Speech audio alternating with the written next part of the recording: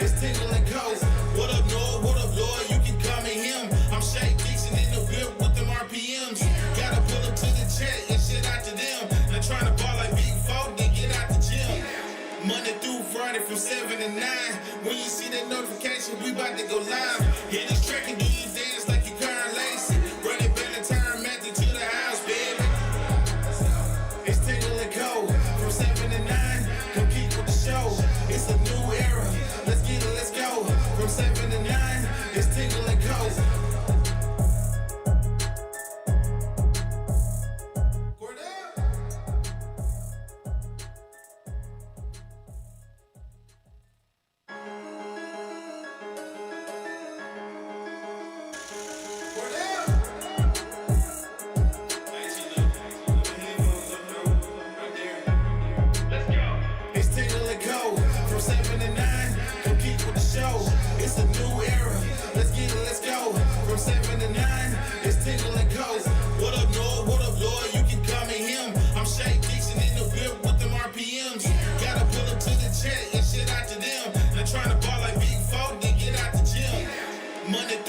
From 7 to 9, when you see that notification, we about to go live. Hit this track and do you dance like you Karen Lacey. Run it back and turn Matthew to the house, baby.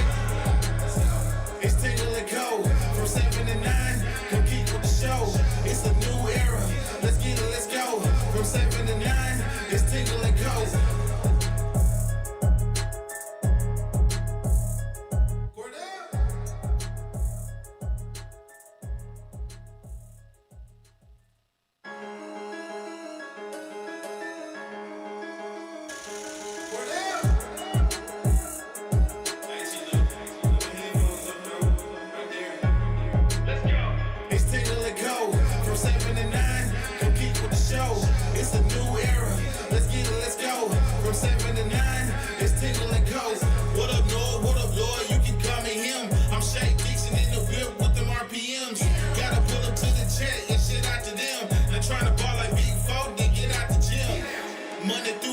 From 7 to 9, when you see that notification, we about to go live.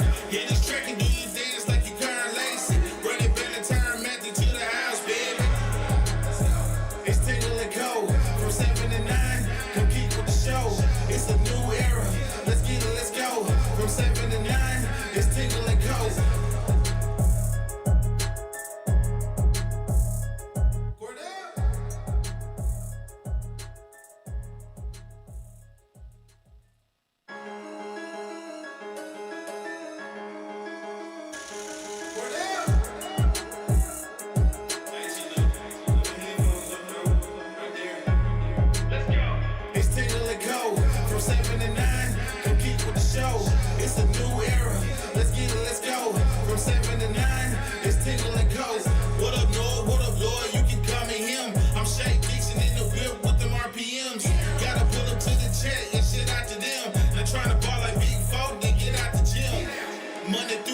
From 7 to 9, when you see that notification, we about to go live. Hit this track and do you dance like you Karen Lacey. Run it back and turn Matthew to the house, baby. It's Tingle and Coach. From 7 to 9, come keep with the show. It's a new era. Let's get it, let's go. From 7 to 9, it's Tingle and Coach.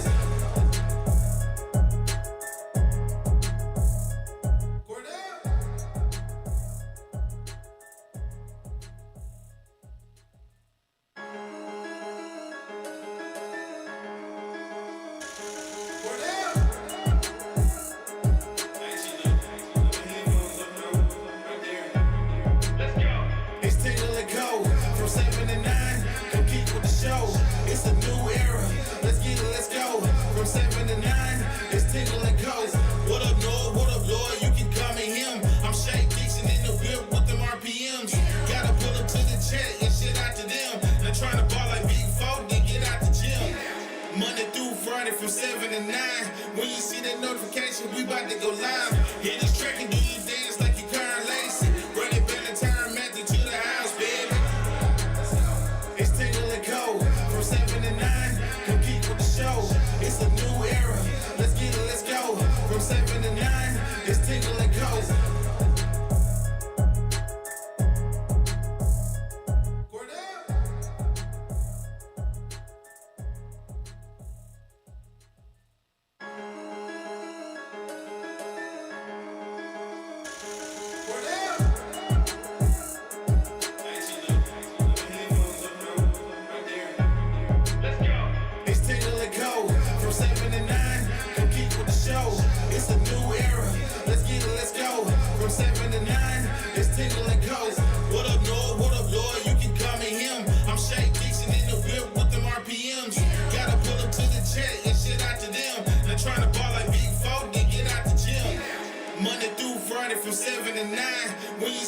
notification, we about to go live. Hit this track and do you dance like you Karen Lacey. Run it back the time method to the house, baby. It's Tingle and Co. From 7 to 9, come keep with the show. It's a new era. Let's get it, let's go. From 7 to 9, it's Tingle and Co.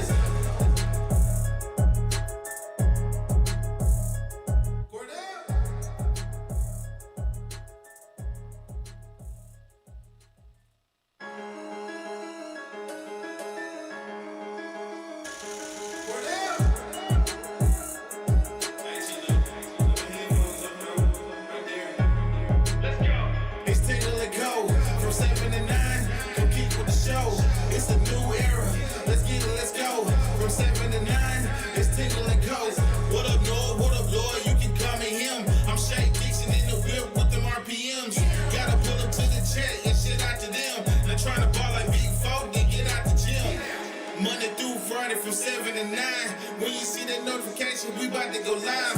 Hit this track and do you dance like you Karen Lacey. Run it back the time method to the house, baby. It's Tingle and Co. From 7 to 9, come keep with the show. It's a new era. Let's get it, let's go. From 7 to 9, it's Tingle and Co.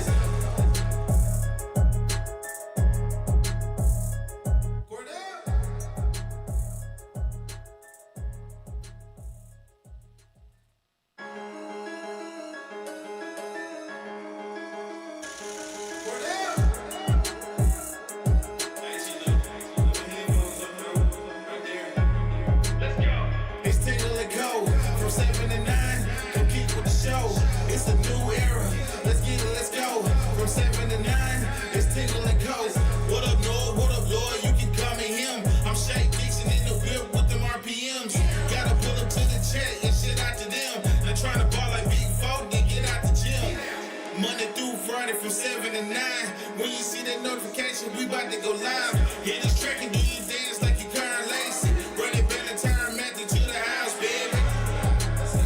It's Tingle and Co. From 7 to 9, come keep with the show. It's a new era. Let's get it, let's go. From 7 to 9, it's Tingle and Co.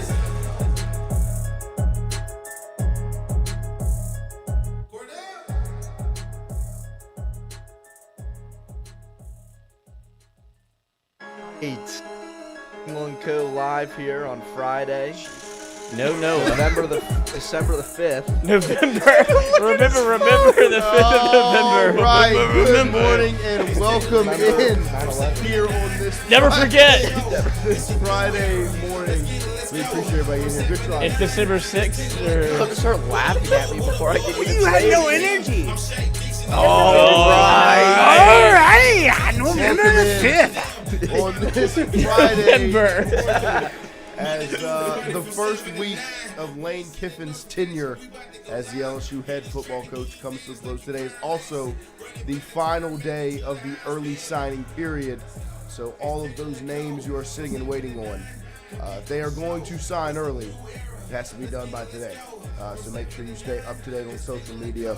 We'll do our best. Shout out to Wyatt on our social media pages to keep you up to date with everything that happens. There was some news yesterday. Richard Anderson officially signed with the Tigers yesterday. The paperwork was sent in, and Richard Anderson, the number 1 defensive lineman in the country, the number 2 player in the state of Louisiana, 5-star D lineman out of Edna Carr. Game wrecker. Richard Anderson will be an LSU. Richard Anderson will be, and no, game wrecker is 1,000% right. He's, like I said, we went to, Christian, you were there. We went to the state championship games last year. Ash and JT Lindsay had run through everybody. And maybe the toughest district in the sport, Ruston, Neville, West Monroe, just all these northern Louisiana teams. They ran through everybody, went undefeated through the playoffs, and then they ran into Richard Anderson, Edna Carr in the state championship game in the Dome. And Richard Anderson, that Carr defense, absolutely dominated. Little did we know they had 21 D1 athletes on the team. Yeah, I mean, they were going to have 15 guys. The poor commit. kicker, I guess. This I year. don't know who to blame. Rest in peace to that Ole Miss cornerback that was committed. I know he died shortly after, but Oh my God. Okay, well, Yeah, two yeah. claps. No, Two yeah. claps ready. it's just Wait. 2 claps. Ready? Yeah, there was a card player from last year's team that passed away in Memphis. Fuck yeah, it was sad. Corey Adams. He was That's at right. Ole Miss. I was going to say Amos. Who's Corey Amos? He was. You a think about former- Tori That was Amos? Trey Amos. Okay, he can't host. He's not ready to host the show. On to the top. Richard Anderson, LSU Tiger, huge get. And it's one of the reasons why you take the LSU job. Like I said, is to get a kid like Richard Anderson who grew up in New Orleans, played at Carr, an hour away from Tiger Stadium, and wants to put on the purple and gold for LSU. A huge get in Lane Kiffin's first class as the LSU head football coach yesterday, in Richard Anderson. Obviously, still awaiting the news around Lamar Brown, his decision and the direction that will go. I will say, on the front of LSU football and the defensive line room, there was a pretty big news wire hit last night as LSU was looking to make quite the hire defensively. They're looking to hire Elijah Robinson as defensive line coach. Wow. Which would be a massive addition, right? We talk about these defensive line commits: Deuce Gerald's, Lamar Brown, Richard Anderson, and the question marks around it. If you can get the job and the deal done with Elijah Robinson, I mean, I'll suggest, if you don't know who he is, just go look at his recruiting profile more than anything. Over on 247, it'll show you the guys that he's gotten committed. And he did major work at Texas A&M. He's been at Syracuse right now, as LSU is looking to hire him away.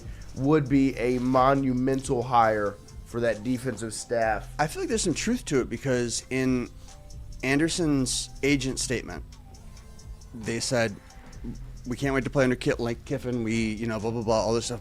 And they're going to bring in the best defensive line coach in the country, is what he said. And Elijah Robinson. I think this would hint towards that, right? I mean, yeah, like I said, it's about as real as it Or gets. Ed Orgeron.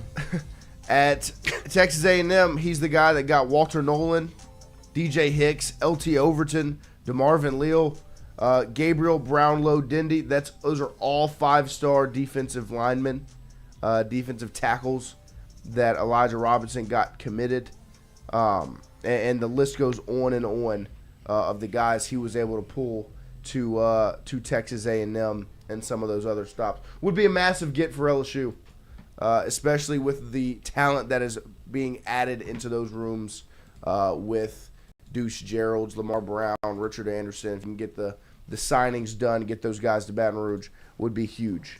And it was a nice piece of good news when last night's news was mostly somber. You could say somber. Yeah. As much as I think it was expected.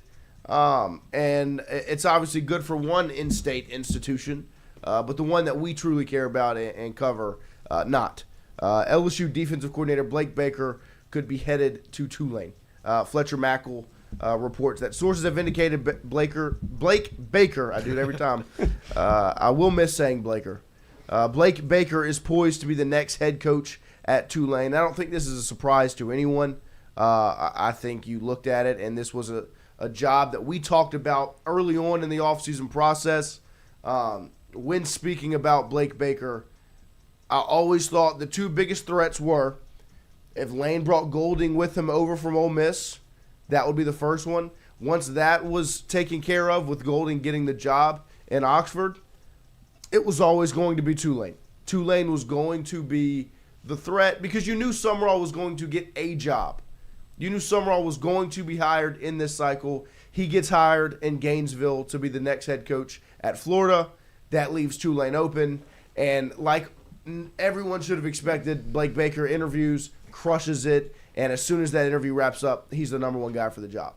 He's a Tulane alum, played there, and obviously loves this state. And he's a shoo-in for the job. We talked. It's a match made in heaven. It's the right decision for Tulane, and it's what Blake Baker wants. And you can't be mad at the man for taking the job at his alma mater. and taking advantage of the opportunity to be a head coach at a place where you're in a real good spot in the American Conference. You've seen it roll over from Fritz to Sumrall, and I think Blake Baker, he fits that same mold, and he's going to crush this opportunity. But it does suck for LSU because when you looked at the 2025 season specifically, Blake Baker is the superhero of the season, right? What he has turned this defense into in just 2 short years. What it was, if you close your eyes and think back to 2023, it was disgusting, abysmal, right? It was the worst thing I've ever laid my eyes on. 2 years later, it's elite. It went from abysmal to elite with the hire of Blake Baker, and he is the superhero of this season. So it does suck for LSU that he is not returning, because when you looked at the hire of Lane Kiffin, we called it pie in the sky because how likely was it going to be? I've never seen a pie in the sky. Right. You brought in Lane Kiffin in that offense, and in your dreams it would be, okay, just plug and play that offense with Blake Baker's defense. And when Lane Kiffin got here, I think he saw the same thing. Oh, this could be pretty cool if we put these two things together. If we get married. But the Tulane job came open, the opportunity called. Blake Baker, you can't knock him for taking advantage of this opportunity. It's the chance to be the head football coach at your alma mater. And the biggest knock for him on some of the bigger jobs has been no head coaching experience. This is how you do it. You just saw Sumrall go from Tulane to Florida. And double his pay. You saw Willie Fritz get a huge raise to go from Tulane to Houston. Right? So there's a script, there's a blueprint to it. And Houston just signed one of the top 2 quarterbacks in the country. Right. The biggest recruit they've ever had. And so if you're Blake Baker, you're looking at Tulane, you're going, this is a really cool opportunity to, 1, get to be the head coach of my alma mater, and to 2, it's proven to be a position that you'll get hired from. Right? And that's what I am having. I guess if you're Tulane, you're content with being that. Of course. What else are you going to be? That's what I'm saying. Like, you're snatching up. Like, this is the first time they've kind of dipped into the well of this, right? Like, obviously, the coaches they've had previously, it started with Willie Fritz. Right. And then he built up a program, and then you get somebody, what was he at, Troy? Yep. Sumrall, and he went, 10-1? And then now you're going into, like, it's getting better for them in terms of, like, who you're able to attract. But it's never a final destination unless I'm wrong. No, it's not. It isn't. But it is trending in that direction to where you can build it to a point where... Unless there's something where, like it's the perfect storm for Tulane. For Blake Baker. Is so weird. Maybe, like the Pac-12 is like, hey, Tulane joined, because regionality means nothing anymore. But they're a brand. Yeah. Yes. But it is also the perfect storm for Tulane to have this amount of success and then have a former player be probably the Broyles Award winner that's right down the street. Also, to steal them from us, that's fun for them. Yeah, and I was about to say, like, the most LSU thing of all time. Right. If you didn't land Lane, you'd be like, where are we? Like, of if course. you still had Brian Kelly, like, you definitely leave if Brian Kelly was still here. Now you're looking, you don't even have a dick in your hand. Right. You're just going, what are we doing here? Like, this is not a fun party. It's not a nice way to refer to for some people. But that would be the case, right? So at least LSU got something.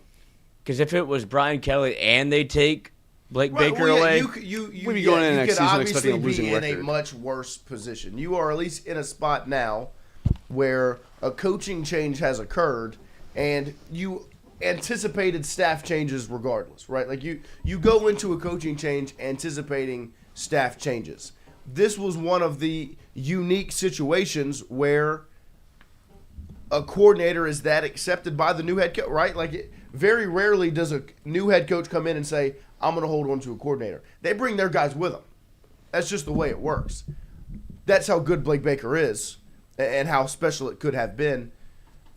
And so now if you're LSU, you're looking and you have to fill a very, very important position when it comes to Lane Kiffin at LSU. This is debatedly, and I think maybe most accepted, the most important staff position on a Lane Kiffin staff. right? Because you know you will unquestionably. have the offense. You will have a quarterback. Kiffin can handle those things.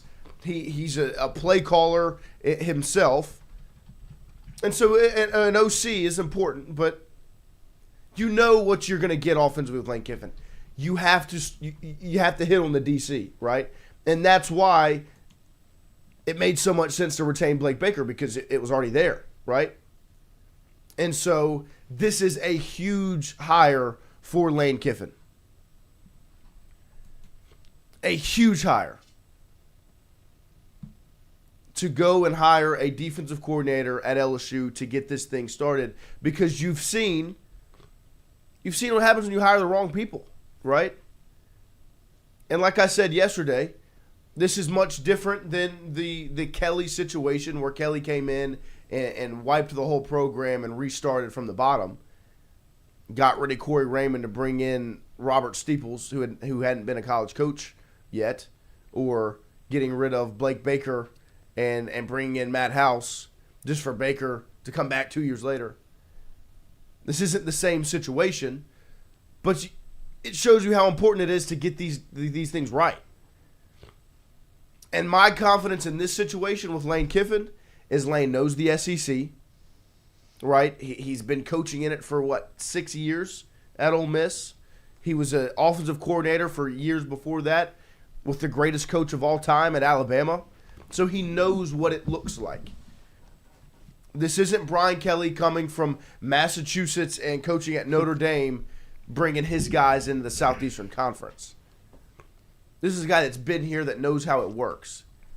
And he's also got somebody on speed dial that knows a thing or two. That was my thing. Somebody was asking me last night when I was talking to the coaches after our basketball game last night. They were like, so if you're Lane Kiffin, who do you go get as defensive coordinator? I was like, well, I haven't really looked at many names at that point. I was like, but I mean, I'm calling Nick Saban. I'm saying, hey, Nick, who do you think? And to see who he says, right? He's played such a huge role in this process up to this point. Ask your mentor for advice again. This is a huge hire for LSU. You got your guy in Lane Kiffin. Tulane came in and snagged your DC. It was expected, right? We've talked about it this whole entire process, and we even talked about it earlier in the year. Like he was going to get head coaching calls. He was going to get an opportunity. It just so happened that the opportunity that came about first was his alma mater. And so now is a huge, huge part of Lane Kiffin's tenure at LSU. It's hiring this defensive coordinator. No surprise. I remember, was it fall camp this year? He looked at Reed Darcy during an interview. Reed Darcy from The Advocate, and said, I like your hat. Right. Reed Darcy was wearing a Tulane hat. I mean, it's his alma mater, right? Like it said it at LSU. He's went to school there. I mean, Yeah. But yeah, I mean, but that's what plays a factor. It's your alma mater calling. You've seen it happen, and I think it'll be an interesting dynamic with him at Tulane, because you've seen the Clark Lees and the Kenny Dillinghams and the Brent Keys, the guys that bleed the colors of that school. They're alums. That's where they played. That's where they went to school. That's where they grew up. Now Tulane is a different job, and I think that the big jobs are going to come knocking very soon for Blake Baker if he's successful at Tulane, and there's no reason I doubt he won't be. But on LSU's front, you are without a defensive coordinator with Baker taking this job, and it is the most important thing for you to get right. but let's paint a rosy picture with it, right? Uh-huh. If you're a defensive coordinator, or you're somebody that is like you're tapped Right. to be, you know what I Right. mean? You're one of those next in line kind of guys. Is there a better opportunity in the country than this? Than heading up Lane Kiffin's defense at LSU with the talent that can be coming out? Like, I really think that you can get Yeah, no, I pretty think much whoever this you is, want to offer it to. this is You're not going gonna to hear a lot of be- no's, right? Right, I think this is going to be a very attractive opportunity. Yeah. Because one, you're going into a program that's going to score points, right? So the pressure's not that like you don't have to hold teams to 10 points like Baker was having to do this year. Be cool if you did. You're going into a program that is LSU, which is, like we've said, elite program, one of the best in the country, with an elite head coach in Lane Kiffin, and you've got the best tools at your disposal. You've got when it comes to resources and recruiting, when it comes to players and recruiting and players on the team, right? Like, hey, whoever the number one defensive coordinator option is, what do you think about Richard Anderson, Lamar Brown, and Deuce Geralds? But they're waiting for you. Three of the top 100 and coaches in the DJ country. Pickett and PJ Woodland and Tylen Singleton and some of these pieces that you've got for a couple of years. Like it is a very, very attractive. So there's no doubt in my mind that you can get whatever defensive coordinator you want, right? If you want a defensive coordinator, you can go make it happen because the job is attractive, very attractive. To come be on Lane Kiffin's staff at LSU to usher in this new era of Tiger football with all of this talent that is at your disposal. So let's see what happens. And so as much as it sucks that Blake Baker is leaving, because it does, Blake Baker is a guy that has transformed this defense in 2 short years, and the potential was through the roof, especially when you add in the fact that Lane Kiffin was coming to coach at LSU and he was going to be running the offense. The potential was through the roof, and it was a beautiful sight and a beautiful thing to think about. Ultimately, it didn't work out, and it does suck that Blake Baker is going to Tulane. Good for Tulane. It's a great hire on their part. It sucks for LSU. But this is not the sky is falling, because LSU is a very attractive job. This position, the defensive coordinator at LSU, has proven to be a very, very lucrative position. Blake Baker was the highest paid assistant. He's getting a head coaching opportunity. Dave Aranda was the DC in 2019. Guess where he went right after? He was a head coach right after.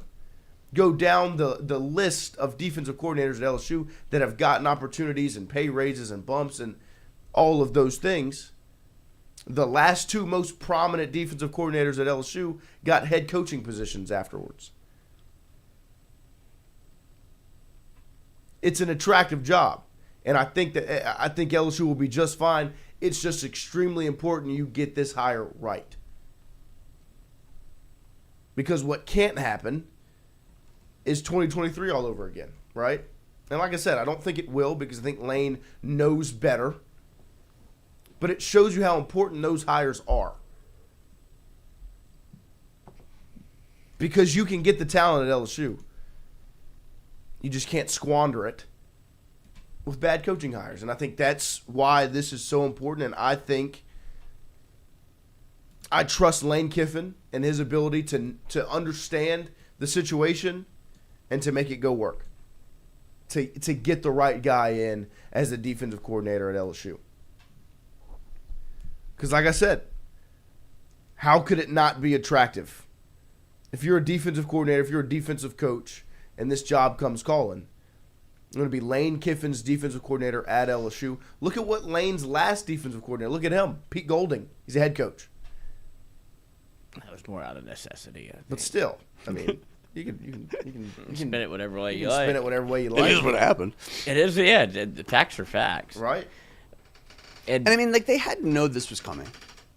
I think Like- LSU knew it was on the table. They definitely wanted to keep him. So- But I don't think they're not surprised. No, No, not at all. we've been So looking. I would imagine the wheels have been in Yeah. motion for a while. And I guarantee you in the meetings that they're having, because the thing that like the most immediate kind of concern you have, right, is how are you selling it to the guys that we need to sign paperwork in the next couple of days, right? That's like, that is your first thought. Like, yeah, we need to get the hire right, but like there are also big-time recruits that we said it's a foundational kind of class. If you're only going to sign 15, you really need to make sure that you get your top 4 or 5 guys. And a lot of them are on the defensive line. They're all waiting to see who's coming around which corner. So we have somebody in place, I would imagine, right? No, I wouldn't- they've been talking about this. Like they have people in mind, and they're able to spend this to recruits. I would think, assuming that they're doing their homework and everything. I know that everything's happening very quick, but I'm not super concerned. Well, honestly, it's a no. big loss, but I think that they've massive- seen this coming, and Massive loss. yeah, of course. I mean, he's a Broyles Awards finalist, and that doesn't even mean anything to me anymore. We hired Matt Canada, who is a Broyles Award winner. But what he did and transformed something that was in the depths of hell, the worst defense I've ever seen at LSU, to he brought me back to the golden days. Like this year this is what LSU football, like we said it all year. It's like, unfortunately, no offense, but that's also part of the golden era of LSU. But this was a fun season because of Blake Baker and the players that they brought in and the scheme that they ran and everything that they did on the defensive side of the football. At least made it worth tuning in for. Every game that you watched, LSU was in it because of Blake Baker and his defense. So it is a hit. They're not going to go get a better defensive coordinator. No. I'm not saying that's what you're saying. I'm just saying appreciate what he did, and there is such a thing as doing too good of a job, where it's like, I'm not downplaying what he did. No, I know whatsoever. that's what I'm saying. That's not, I'm talking just personal perspective, because watching LSU from 2023, you're like, imagine, like, did we all not play that little smash up in our head of like, just if he was on the staff, Right. like you would have Girl talk football, yes, right? Mashup style. Anybody know what we're talking about? Nobody. nobody We're too old. caught me in red. But if you'd have just had a semblance of a defense, and obviously everything goes back to the devil of Brian Kelly having to disassemble, reassemble, dissemble, and just to have that version of the defense again was, at least we got that. He did his job, and he did it spectacularly. You went from 85th in the country to 15th in the country in 2 years. Like, yeah, you're going to get a head coaching job. And he's young, he's fun, like, he gets it. Like, he's going to be hell on the recruiting trail for LSU. And God forbid he brings Frank Wilson with him. Like, that can be a real conversation of him going to New Orleans and recruiting for Tulane, because right now he's on, like, does it not feel like he's up in the air?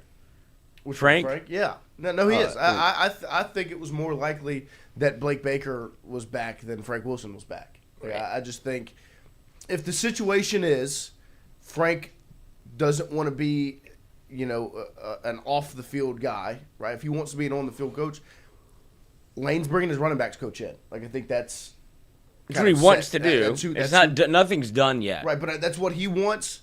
I think the loyalty on both ends. I don't think Coach Smith is loyal to Ole Miss more than he is to Lane Kiffin, right? Lane brought him from FAU to Ole Miss. They've been together for 9 years, and so I think if that's the case, I would be surprised if Frank is retained, right? Because I think if that's the dynamic, that's just the way it'll end up working out. And so Harlan Berry. Right. And so I think those are the dominoes that are going to fall with coaching changes, right? You're going to lose players, and they're going to have to bring players in to fill those roles. What are your expectations for 2026? I think first January of 2026 will be a massive month, right? I think what you can go get in the transfer portal is going to be huge, and it's going to be of the utmost importance to what you can do next season, because you're going to have to rebuild the roster. It's going to look extremely different. As much as there are pieces you want to hold on to as a 7-5 team. They went 7-5. And so you are going to have to get new bodies in there. You don't have a quarterback. Your quarterback is either playing somewhere else or in the transfer portal or will be in the portal. You're going to get a portal quarterback or two for next season's team. The running, if Frank does end up not being retained, which is what I anticipate is going to happen, you're going to have to bring running backs in. Whether it's Coach Smith coming from Ole Miss and bringing Keywan Lacey and some of the other guys, or going in the portal and finding other pieces. The wide receiver room, you can try to hold on to a handful of them. You're going to have to bolster up that room as well. Back to Lacey and Barry. I don't think you keep both. I think if you lose Barry, Lacey comes. If you keep Barry, I don't know if Lacey is on his way. I think there's a dynamic where you can have two, you can't have three, right? Yeah. Mm-hmm. If it was Durham, Lacey, and Barry, either Lacey doesn't show or one of those two guys leaves, with the potential of it being both of them, right? Yeah.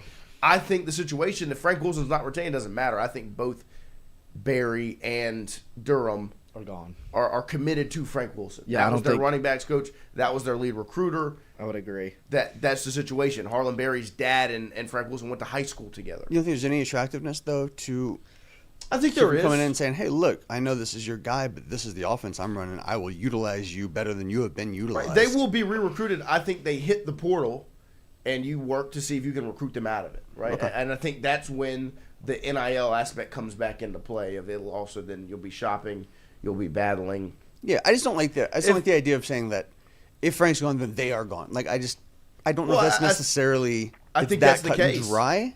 Maybe it is, but like It's just that's what the sport has become, right? That's It's- true. That's true. You commit to these guys, and more so than the school. And I think LSU is different in that case, where there are guys that commit to LSU and not to just And to Brian Kelly, right? You've witnessed that. You're committing to something bigger, and I think Frank was a part of that, especially with these guys.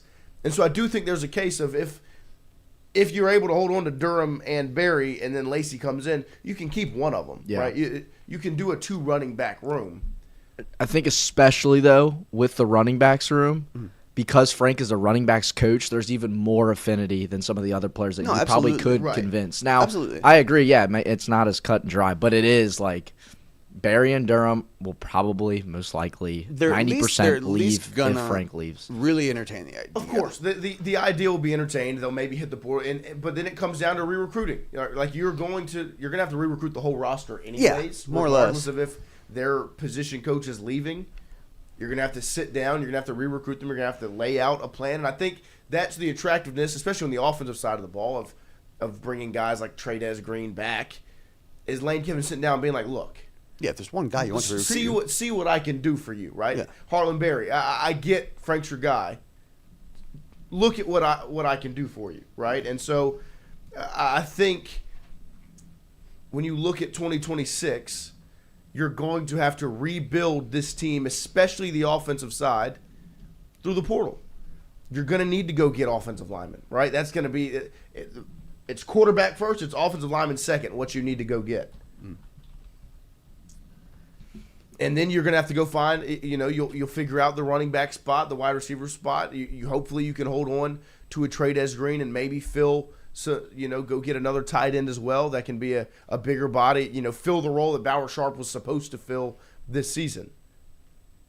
And then defensively, comes down to who this hire is, the pieces he possibly wants to bring from wherever he's at, and what's out there in the portal. LSU's 2026 team is going to be portal heavy. It's going to be 2022. We've already lived it, right? We lived this in 2022. Your whole team, not the whole team, because you were able to retain some really good talent. You built that team through the portal, right? And you had some freshmen that really stepped up: Emory Jones, Will Campbell, Mason Taylor, Harold Perkins. But you had to go get a quarterback, and you had to go add running backs to that room. You had to go, thank the Lord for Josh Williams, right? He was huge in 2022, being able to make that. Him, John Emery, the guys you were able to hold on to, wide receivers, luckily you were able to hold on to some key pieces. You went out and you got Kyron Lacey. You look at the defensive side of the ball, you had to rebuild that defensive back room with Jark Bernard Converse and Mekhi Garner and go get those guys. But luckily you held on to a Jay Ward and a Jaquelin Roy and a B.J. Ojolari. But then you had to add a Mekhi Wingo. That's what 2022 was. We lived it already. That's what this season's going to be. But it was stronger leadership, I think. 100%. But just from a roster standpoint. Yeah. No, but I mean, it just, there's there's not as much terror about it, I think, as there probably was at that point, right? We were like, oh my God, we are rebuilding the entire roster. We're bringing all these guys in. I don't trust this guy Right. from fucking Adam, is that the phrase? I don't know. But No, I know what you mean. I mean, but yeah, no, it's a complete unknown right now. Yes. Is the thing. I think that's, if you're talking about like what's 26 going to look like, you can't even pretend to know. Yeah. You really can't. Well, it is in a better spot than Brian but- Kelly being yes, here. But it's 100%. but regardless of No, I mean, I couldn't. I could tell you, I think Trinidad Chambliss is going to be the number one option at quarterback next year. Outside of him, I couldn't tell you who the quarterback's going to be next season. I couldn't tell you what the wide receiver room is going to look like. I couldn't tell. I mean, we couldn't have counted on any of the guys we got this year. Right. Nobody was saying Delaney. Right. Nobody was saying Halsey. I mean, We'll see how it ends up shaking out, but It's it just- is going to be a very vital next 2 months, right? Of making hires through this month of December into the month of January and the transfer portal. Though this is a huge window of time in what 2026 will look like. And I agree with what Seville says. Lane found Trinidad. His staff will find backs to support what he had now. What we need to get is that offensive line route up to speed, and it is the order of operations is find your quarterback, right? If it's Trinidad or whoever it is, get it identified, know who your guy's going to be, and then you have to rebuild that offensive line room. and there is some talent there. Right. But there are guys that, if I think that the coaching's better and the scheming is better, that you can absolutely turn into like really viable, high-end SEC linemen. Yeah. It's not like it has, you don't No, have I to bring in agree. all five necessarily. Like there are dudes that can be repurposed and kind of yeah, I mean, we'll see. I think no disrespect to the guys in the room, but when it looks the way it did, your mindset's got to be, of course you can work with them. You need to bring in 5 guys. Whether it's Yeah. whether that ends up That's being the probably 5 or true. not, You're right. It at least gives you the option and breeds competition. Yeah. It is. That's how bad that room is right now. Yeah. And so you can do that, and I think like we've said on the offensive side of the ball, you can trust with what Kiffin's going to take care of. The next step really is, what does this DC hire look like? And then the pieces you add on that side of the football are extremely important. But we are looking at a 2-year project. Let's be honest. Yeah, no, I mean, I think Texas A&M is a great example of the timeline of how these things work. Year 1 under Mike Elko, ups and downs. They had some good wins, some bad losses, right? Year 2, they're undefeated going into the last game of the season, right? They're going to make a college football playoff berth. That's the timeline on these things now, right? You get your foundational class of recruiting, you hit on some transfer portal gets, you get 2 portal classes, and then that's the timeline, right? It's year 2. I think Brian Kelly is an example of it. The timeline was year 2, a quarterback's second year in the system.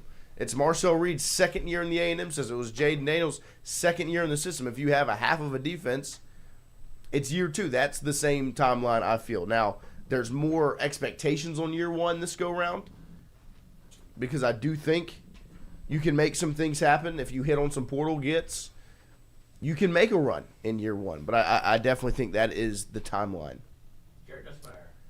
System. Yeah, nice. Thanks for bringing that up. And so Don't leave it's the gonna side be- of it. It's going to be an important next 2 months for LSU football, going from this month of signing day to staff hires into next month with the transfer portal. Pivotal couple of months here for LSU football. Don't forget, every single day we are brought to you by our friends over at CAS Roofing, CAS Roofing and Advising. It's not just another roof. It's our reputation. Our guy Pierce Patterson over at CAS, his phone number is 225-910-0619. Storm season is coming to a close, but that doesn't mean you can't call and get a free inspection or estimate on your roof. If you've got grit in your driveway, if you've got a missing shingle, or if you've got a leak in the house, or if you just have a roof that's 10 years old or older, call 225-910-0619. Pierce Patterson and the rest of the crew over at CAS will come out, check it out, and take great care of you throughout the process if you need a new roof replacement. So call 225-910-0619. 0619. We'll take a quick break here. We'll come back. We have Glen West from 24/7 Sports joining us at 8 a.m. this morning to kick off hour number 2 here on this Friday. Wardo's was created in honor of Alan Ward Branning III, fondly known by family and friends as Wardo. In 2019, the oldest brother of the tribe passed away unexpectedly. His remaining siblings and loved ones wanted to honor his memory in a special way. In 2022, Ward's family decided to combine the need for a sandwich shop in downtown Natchez with a desire to pay tribute to Ward's love of good friends, good times, and great food. Through blood, sweat, tears, and countless hours of hard work, Wardo's was born.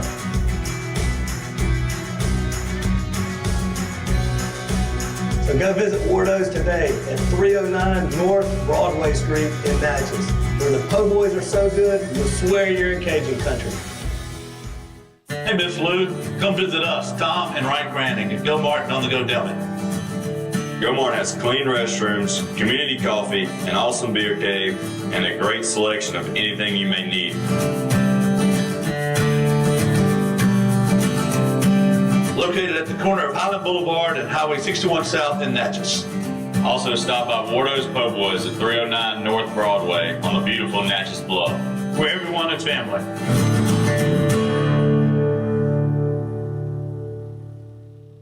When it comes to your home, the roof over your head matters. At CAS Roofing, we don't just install shingles, we build peace of mind. With years of experience and a commitment to craftsmanship, our team shows up on time, gets the job done right, and treats every project like it's our own home. Whether it's a repair, a replacement, or storm damage that caught you off guard, CAS Roofing is ready. We're local, we're dependable, and we stand behind every nail, every shingle, and every promise we make. Because at the end of the day, it's not just about roofing, it's about protecting what matters most. CAS Roofing, built on trust, backed by quality.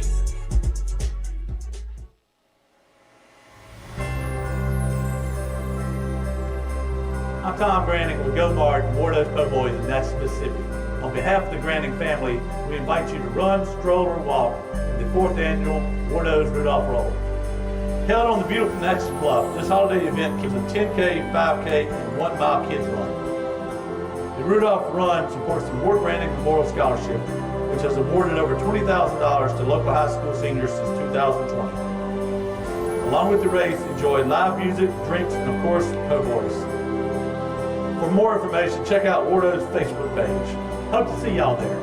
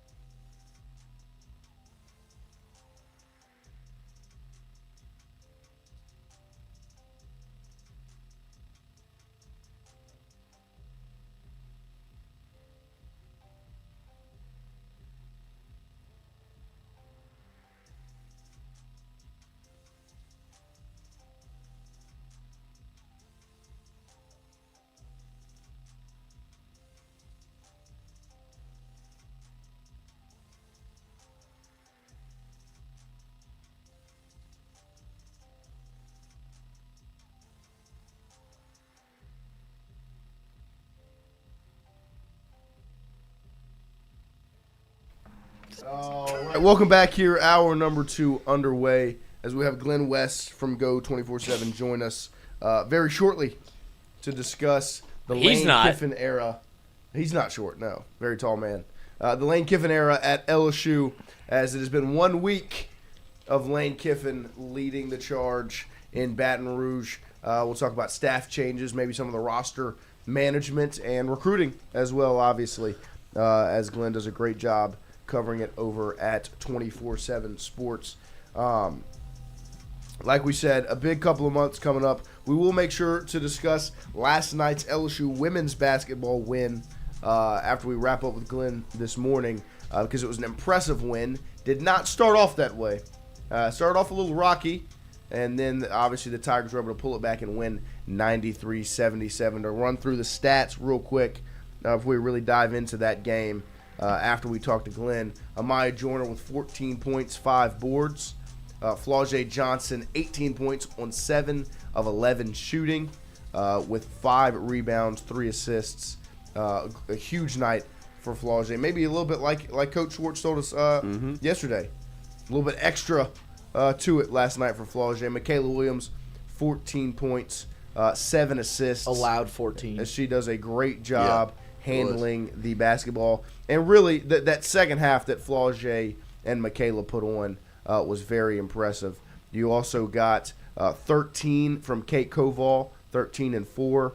Mylasia Fawailu was 16 points and 5 rebounds. And then you had 12 from Grace Knox on perfect shooting.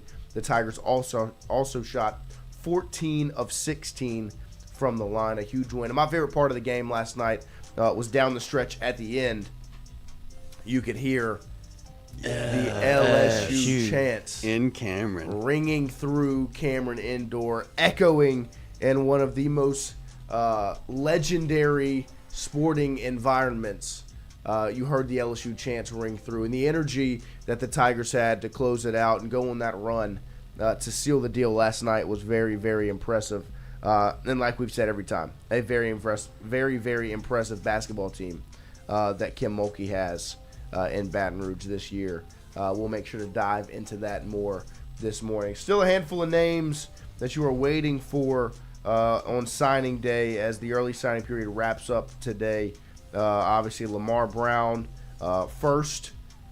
His name, Deuce Gerald's, Trenton Henderson. Those names you're still kind of sitting and waiting to hear from. Ole Miss has the torches out, not for the first time, but they definitely are waiting to dance on LSU's grave to get some of these guys. And look, I don't want to get into too much of a tangent because it is very, very annoying. I mean, you open up Twitter and something happens. Like I told you yesterday. He don't love no dog. The second that anything happens, normal things that happen during coaching changes, right? Ole Miss, like Blake Baker takes a job, like, oh, well, you know, Blake had one meeting with Lane, he had to get up out of there. Like, he got offered a head coaching job, and he took it. But it's just, it really is impressive what I've witnessed from the Ole Miss fans up to this point, because I don't think I've ever seen anything like it. I don't think I've ever seen the mental gymnastics that they have done to cope with the pain of what's happened. I don't think I've ever seen it in this sport. And it's getting comparable on the Florida side as well, where I think they had, Dylan Purter flipped from LSU to Florida because he had been recruited so strongly by the Tulane staff. And, of course, they're saying, Jon Sumrall put Lane Kiffin in a locker, even though Lane hadn't recruited the kid because he hadn't been at LSU.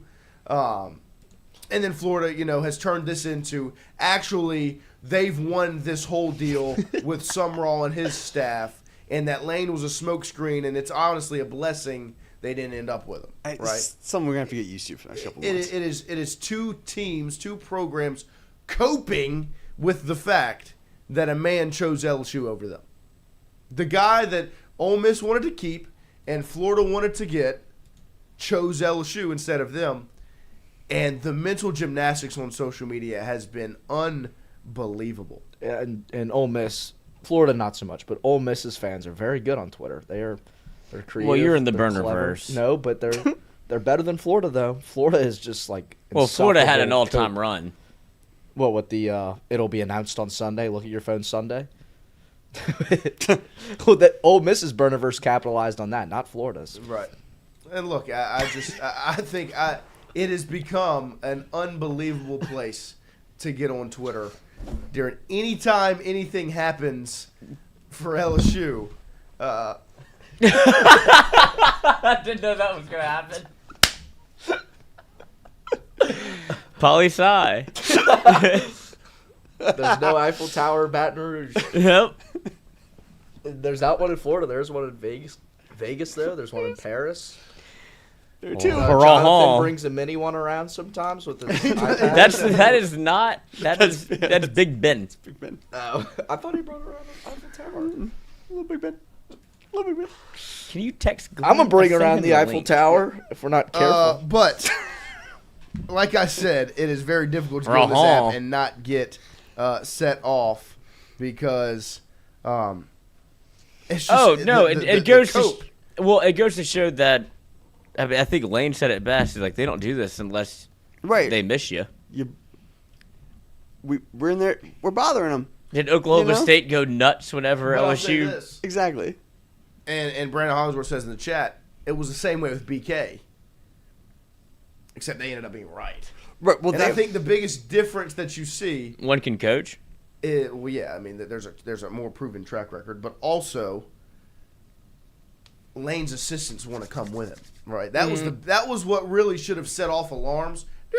Whenever we hired Brian Kelly, was when everyone was like, I'll actually hang in Yeah, like, South Bend. I I'll like this get guy a the lot better. assistant strength I coach. actually stay here. Well, and so spoken on the Copium Pack, like LSU did the same thing when that happened with Brian Kelly. It's like, oh, remember Nick Saban? Nobody got on the plane with him. And it's like, it's just because he's a hard-nosed coach. Right. And it's like, all right, if you're not going to get with it, then get lost. Glen said he's in the meeting. Oh. We're going to get... Do we need to take a break? Get it ready? Prepared? Prepped? No, let me just well, maybe, because I don't see him in here. Put some makeup on that thing. We'll run a quick break right here for We'll have 1 to second. do that, too. We'll come do what? Have to do that, too. Yeah, I know, but just Okay, let's do it. give yourself some time. Wardos was created in honor of Alan Ward Branning III, fondly known by family and friends as Wardo. In 2019, the oldest brother of the tribe passed away unexpectedly. His remaining siblings and loved ones wanted to honor his memory in a special way. In 2022, Ward's family decided to combine the need for a sandwich shop in downtown Natchez with a desire to pay tribute to Ward's love of good friends, good times, and great food. Through blood, sweat, tears, and countless hours of hard work, Wardo's was born.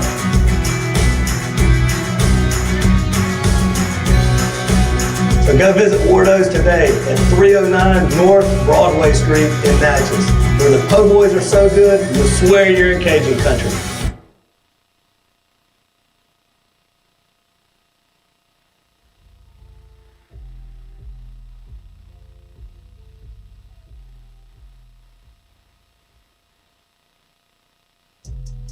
All right, welcome back here as we have got it ready to roll here as Glen West from 24/7 Sports joins us to continue the LSU football conversation in what has been quite the week.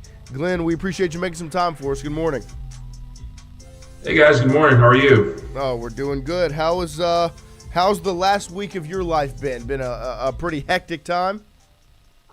Yeah, it's been a lot of staring at my computer. I hope I don't get blindness when I get older because of this week. But it's been busy, but it's been a lot of fun tracking all this stuff too. And hopefully LSU can get a lot of these guys over the finish line today. It reminds me of the time like when you're in finals and you're like, should I get Blu-ray or what is it, like the blue lenses? Because like I think I'm getting computer eye, and I was like, what's wrong with my eyes? Like I need to have studied earlier. But in this case, it's just definitely. worked. It's definitely been one of those kinds of weeks. It's not been lacking in news, which is I guess a good thing for us at this time of the year because we got a lot to talk about. And I'll ask you, I think the timeline when you look at Lane Kiffin to LSU, obviously at first you're like, oh, good, they made it happen before signing day, and they were able to get this thing done, get the ball rolling. But it was only, 72 hours before signing day kicked off, and that actually ended up being maybe a little bit more hectic of a timeline, right? Have I not talked to y'all since Lane got hired? Is that how it feels how like long this it's is? been. It You feels could like tell this me has been both, and I forever. wouldn't know. Exactly. Yeah, exactly. Okay. Yeah. So, I mean, it came together. I mean, obviously he was their number one target. He was a guy that LSU had pegged and they worked to get it done. And so, I thought, the thing that, when you go back, and a couple other people said this, so I'm not saying anything that hasn't already been said, but if you go back and you listen to his answer when he was asked, just kind of about the recruiting cycle and this kind of being the number one priority for this week.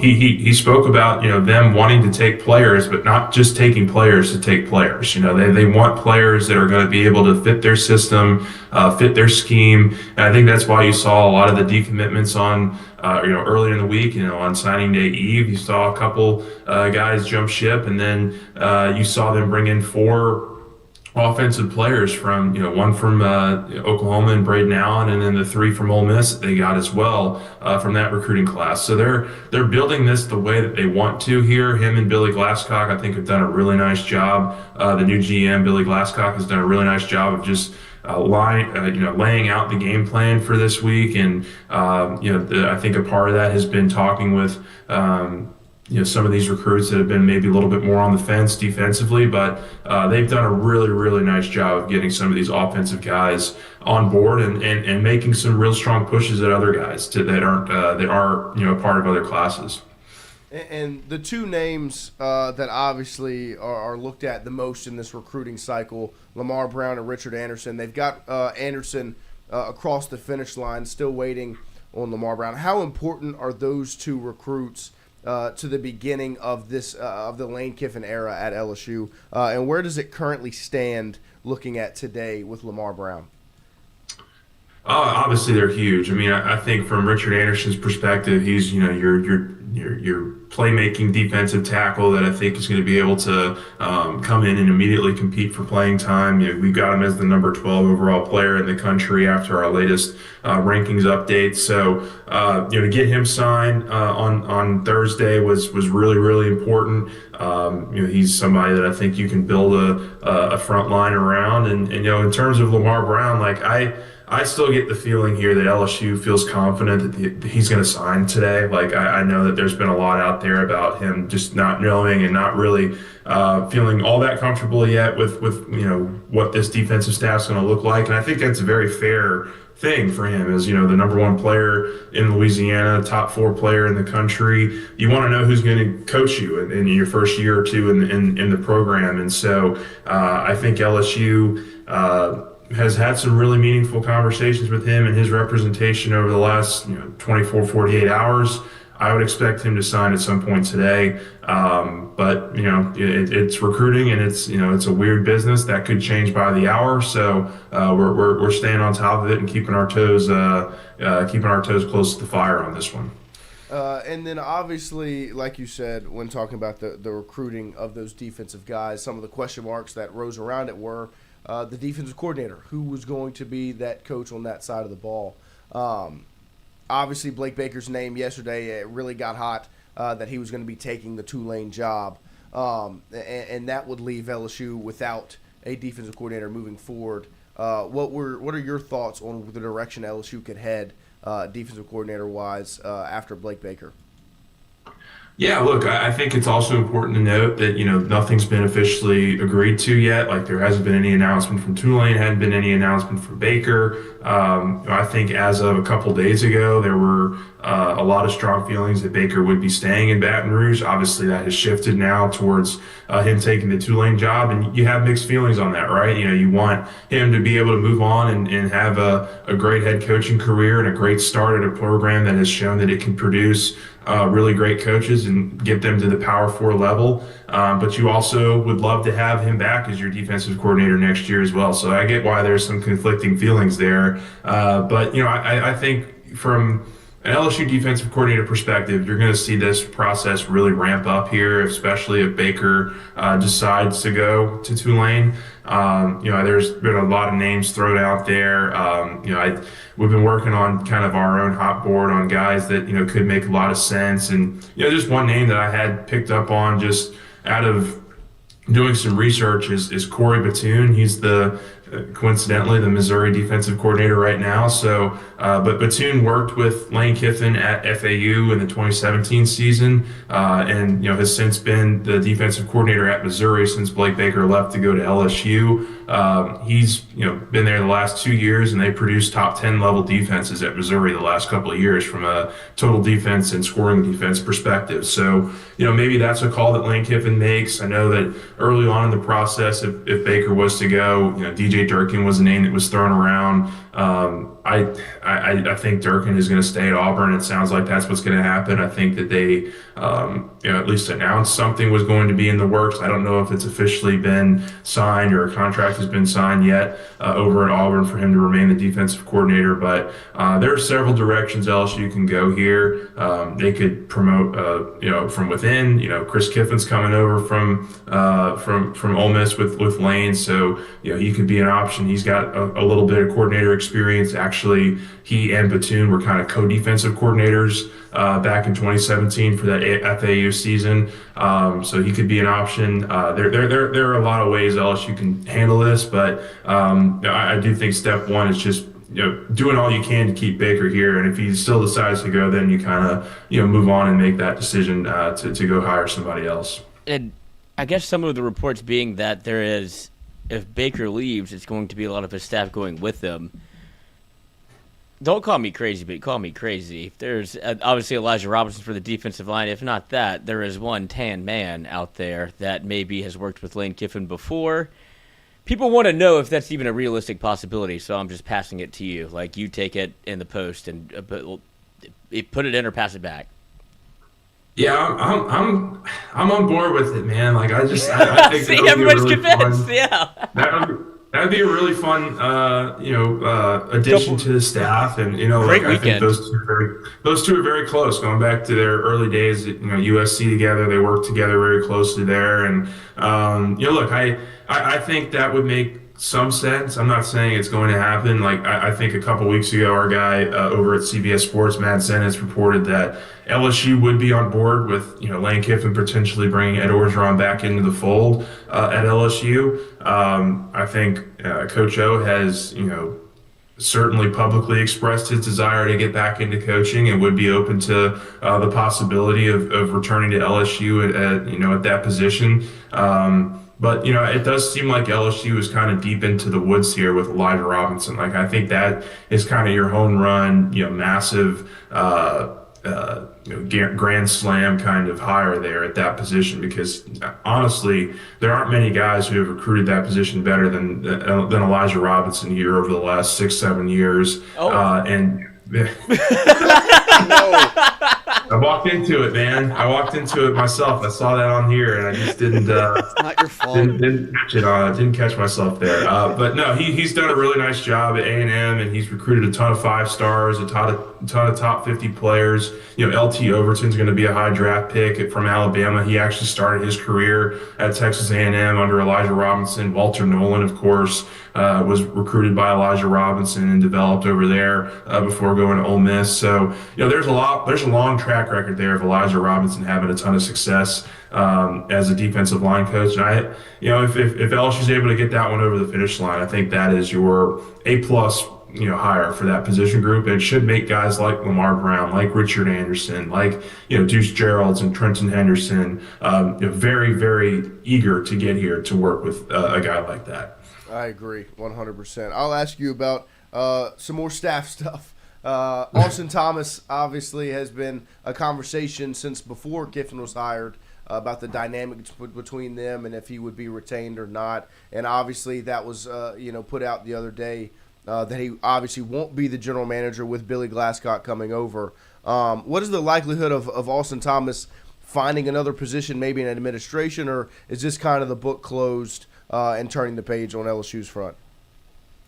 Yeah, I don't think that I should say I don't know this for a fact, but I don't think that an administration role is being considered for Austin right now. I've worked as a recruiting guy, as a guy who covers recruiting, we have to get to know these recruiting staffers pretty well. And I've sent lots of texted back and forth with Austin. He's always been very cordial with me, very friendly with me. He's a very good dude. And it's one of those things where, when you're going through a transition here, the new coach is going to bring in, the guys that he wants. And, I will say, like, from a early evaluation process, I know that there are a lot of people who are very, very impressed with Billy Glasscock and what he's been able to do since him and Kiffin have come over this week. But he's going to be leading the football program now from a front office perspective, and so where Austin Thomas would fit into that equation, very quickly became very unclear, and it seems like those the two parties are going to be going their separate ways, and Austin's going to find his a role somewhere, a GM role, a front office role at some big time program somewhere else. He's one of the most highly respected guys in the business in that position, and so it's just part of the whole business of hiring a new coach and bringing in new pieces, new personnel members, and new staffers. And so, but LSU feels very confident that the people that are following Kiffin are going to be able to continue to recruit at the level that LSU has become accustomed to here. I do think that there is a portion of the LSU fan base that is a little bit, I guess, wary of, because there's a blueprint, right, of you keep Frank Wilson, you keep Austin Thomas, you keep Corey Raymond. And then you saw when the bad man came in and cleared house, that it's like, hold on, we just got everything fixed the right way, to where this is how you do it at LSU, this is how you do it in Louisiana, this is the pieces that you need. But now with Lane Kiffin coming in, it's almost as if he gets a clean slate. Is it fair to say that, I guess, you give him that leeway to be able to, because you gave him autonomy, right, to be able to make all of the staff changes that he wants, or else he doesn't take the job. But for him to be able to go off on his own volition and make the changes that he has or might make, do you think that LSU fans should be weary of another person coming in and kind of doing what Brian Kelly did? Or is this different because Lane Kiffin's been in the SEC and has a little bit more of, I guess, deeper ties to how it works and been on the forefront of college football in this regard?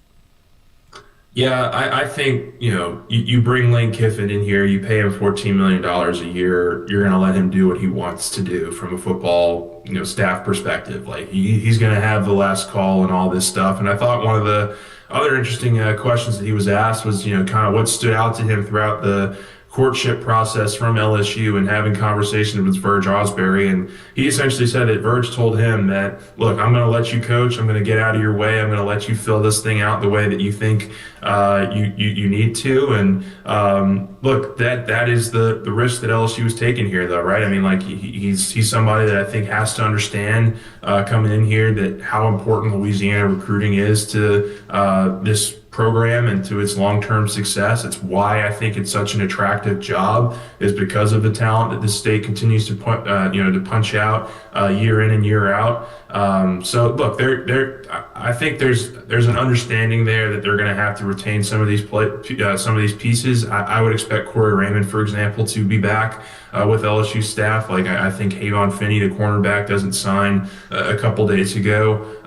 If he didn't have some wink assurances that Raymond was probably pretty safe, and from a cornerback perspective. And you look at the secondary, I think that's probably the most, it's clearly the most long-term stable group in the defensive side of the ball. Like that group, when you talk about TJ Pickett and PJ Woodland and now Finney coming in, some of the young players that you've signed here recently as well, taking another step up under Raymond. Like, I think that's a massive piece to get back into the fold here. I think the jury's still out here on how they work things out with Frank and just what his role could look like. I think him being around the next couple weeks, though, to coach this bowl game and to have more conversations with Lane Kiffin, to get maybe refamiliarized with them. I know they worked together back in 2009 at Tennessee, but it's hard for me to think that Lane Kiffin isn't hearing just how important Frank Wilson is to work to this process and to how making all this work. And so, look, I don't have a crystal ball. I couldn't tell you if Frank's going to be on the staff next year or not, but I do know that these next couple of weeks are going to be very, very important in deciding whether or not, or trying to find a common ground or a common place to where Wilson can return and be obviously the big impact Louisiana recruiter that he's proven to be. Would Ole Miss let Frank Wilson coach the bowl game? That one just flew over my head, Lloyd. I'm sorry. Oh, it's hard to get over that too. Something there, but no, I'm just saying because if he's going to be on staff or not be on staff, and it seems like okay, I got you. Yeah, that one got over me a little bit there, but look, I think it's in LSU's best interest. Like I've said this from Jump Street here, like. It would be in LSU's best interest to do whatever it could to retain Frank Wilson, but at the end of the day, you gave the autonomy and you gave the big check there to Lane Kiffin to make that decision. And so, for example, if Kevin Smith follows him over from Ole Miss, which it seems like that's maybe still a little bit up in the air, I would probably lean towards him coming to Baton Rouge. But on the off chance that he didn't, I think that really solves itself there. If you're LSU and Lane Kiffin, if Smith doesn't come, then I think you just slide Frank Wilson back into his role, and you figure out the rest from there. And then I'll ask you. Obviously, this is going to be a hectic month of staff changes, the bowl game, all of those things. But then you have the portal window coming up later on in a couple months. How important is that period of time going to be for LSU football and Lane Kiffin? No, it's the biggest. He's been the guy that has recruited the transfer portal probably better than any other coach on a consistent basis here over the last 5 years. I think three of his previous 4 years have been top 5 transfer portal classes on 24/7 Sports. That he's able to turn things around really quickly when he has the resources, and you're seeing that this year, right? I mean, they went and got another bunch of really talented players out of the portal this last year, and I think they're probably exceeding expectations because of it. Like they're 11-1 this year. They're on the cusp of the college football playoff and playing for a national championship because Kiffin and because this staff did a really nice job of evaluating players and finding the right fits for the program. So, I do think that that's going to be the big piece here. I think if you're LSU, you're going to have to take a couple big swings at quarterback. You're going to have to bring in certainly a guy you think can be a short-term answer, but then you're probably going to have to bring in another quarterback that has some more youth and some more eligibility, some more experience, or some more development that needs to take place. But you're going to have to add a couple quarterbacks. You're going to have to restock your offensive line. I think you're going to have to go get some wide receivers. You're going to have to potentially get a running back or two. It's going to be a massive undertaking on the offensive side of the ball. And then defensively, you're losing a lot of key players from this last year too. When you talk about Pyburn and Bernard Gooden, AJ Halsey, Monster Delane, how many big pieces Harold are you Perkins. able to take on the defensive side of the ball? Harold Perkins, yes. We'll see what happens with Whit Weeks. Maybe you can convince him to stay and be a senior leader on this team next year as well. But there's going to be. I would be shocked if this thing has less than 20 transfers in it. I think that they're going to go out there and they're going to get a whole bunch of transfers this year and swing big because they got the resources to be able to do it. And then today, obviously, is the final day of the early signing period. Are there any names? I know there's been some names that have heated up on potential flips for LSU. Is there anything that you're hearing to kind of be on the lookout for today from a flip standpoint for LSU football? Yeah, I think retention is going to be the big one today. I would have told you if you'd asked me this question yesterday morning, Landon Duckworth would be one to watch, but he's since signed with South Carolina. I think Jace Matthews, the receiver who's committed to Auburn, sounds like Auburn might do enough to get that one done and get it over the finish line. Obviously Galesh is a really talented offensive mind, and I'm sure that they've had conversations with him already about how he can fit that program. But LSU's still making a push there for him. We'll see if maybe they can't pull off a flip or two here down the stretch. But I think the big thing for me is just retaining this class at this point. Getting Brown signed, getting Henderson signed, getting Gerald signed. I think that would be more than a good day for LSU if they're able to get those three over the finish line today. I completely agree. We appreciate your time this morning, Glenn. Every single time you join us. Well, real quick. Is there a world in which LSU doesn't sign a quarterback and a running back this year? Like, I guess in the early signing period? From a high school perspective? Yes. Or just from No, high school. Like, are they going to punt and just go portal? Oh, Like, do we have to change our thought I think process? Duckworth was their big swing yesterday, and I haven't heard of any running backs that they've really kind of targeted here lately. Yeah, it's very possible, Lloyd. I mean, I think that they're going to save their big bullets at those positions for the transfer portal. I mean, I think if you're able to retain Harlan Berry, obviously that's a huge one too. At running back, we'll see kind of what happens with Caden Durham and Caleb Jackson in that room. But you've got. I hate this. I hate to keep poaching all these Ole Miss guys, but I mean they played under Kiffin and they know exactly what they can do with under his scheme. I mean, Kawan Lacey is going to be, I think 18, 19 years old going into could potentially be a portal option for LSU if he hits it. And I mean, we all saw what he's been able to do this year for Ole Miss. So there's a lot of options out there, and so we'll see kind of what happens with LSU. But I think the portal is probably going to be your way to go for running back and quarterback. And I guess that's my bigger question, not to keep you, but should LSU kind of shift the narrative in the way that they think that, like, this is the way it's going to be?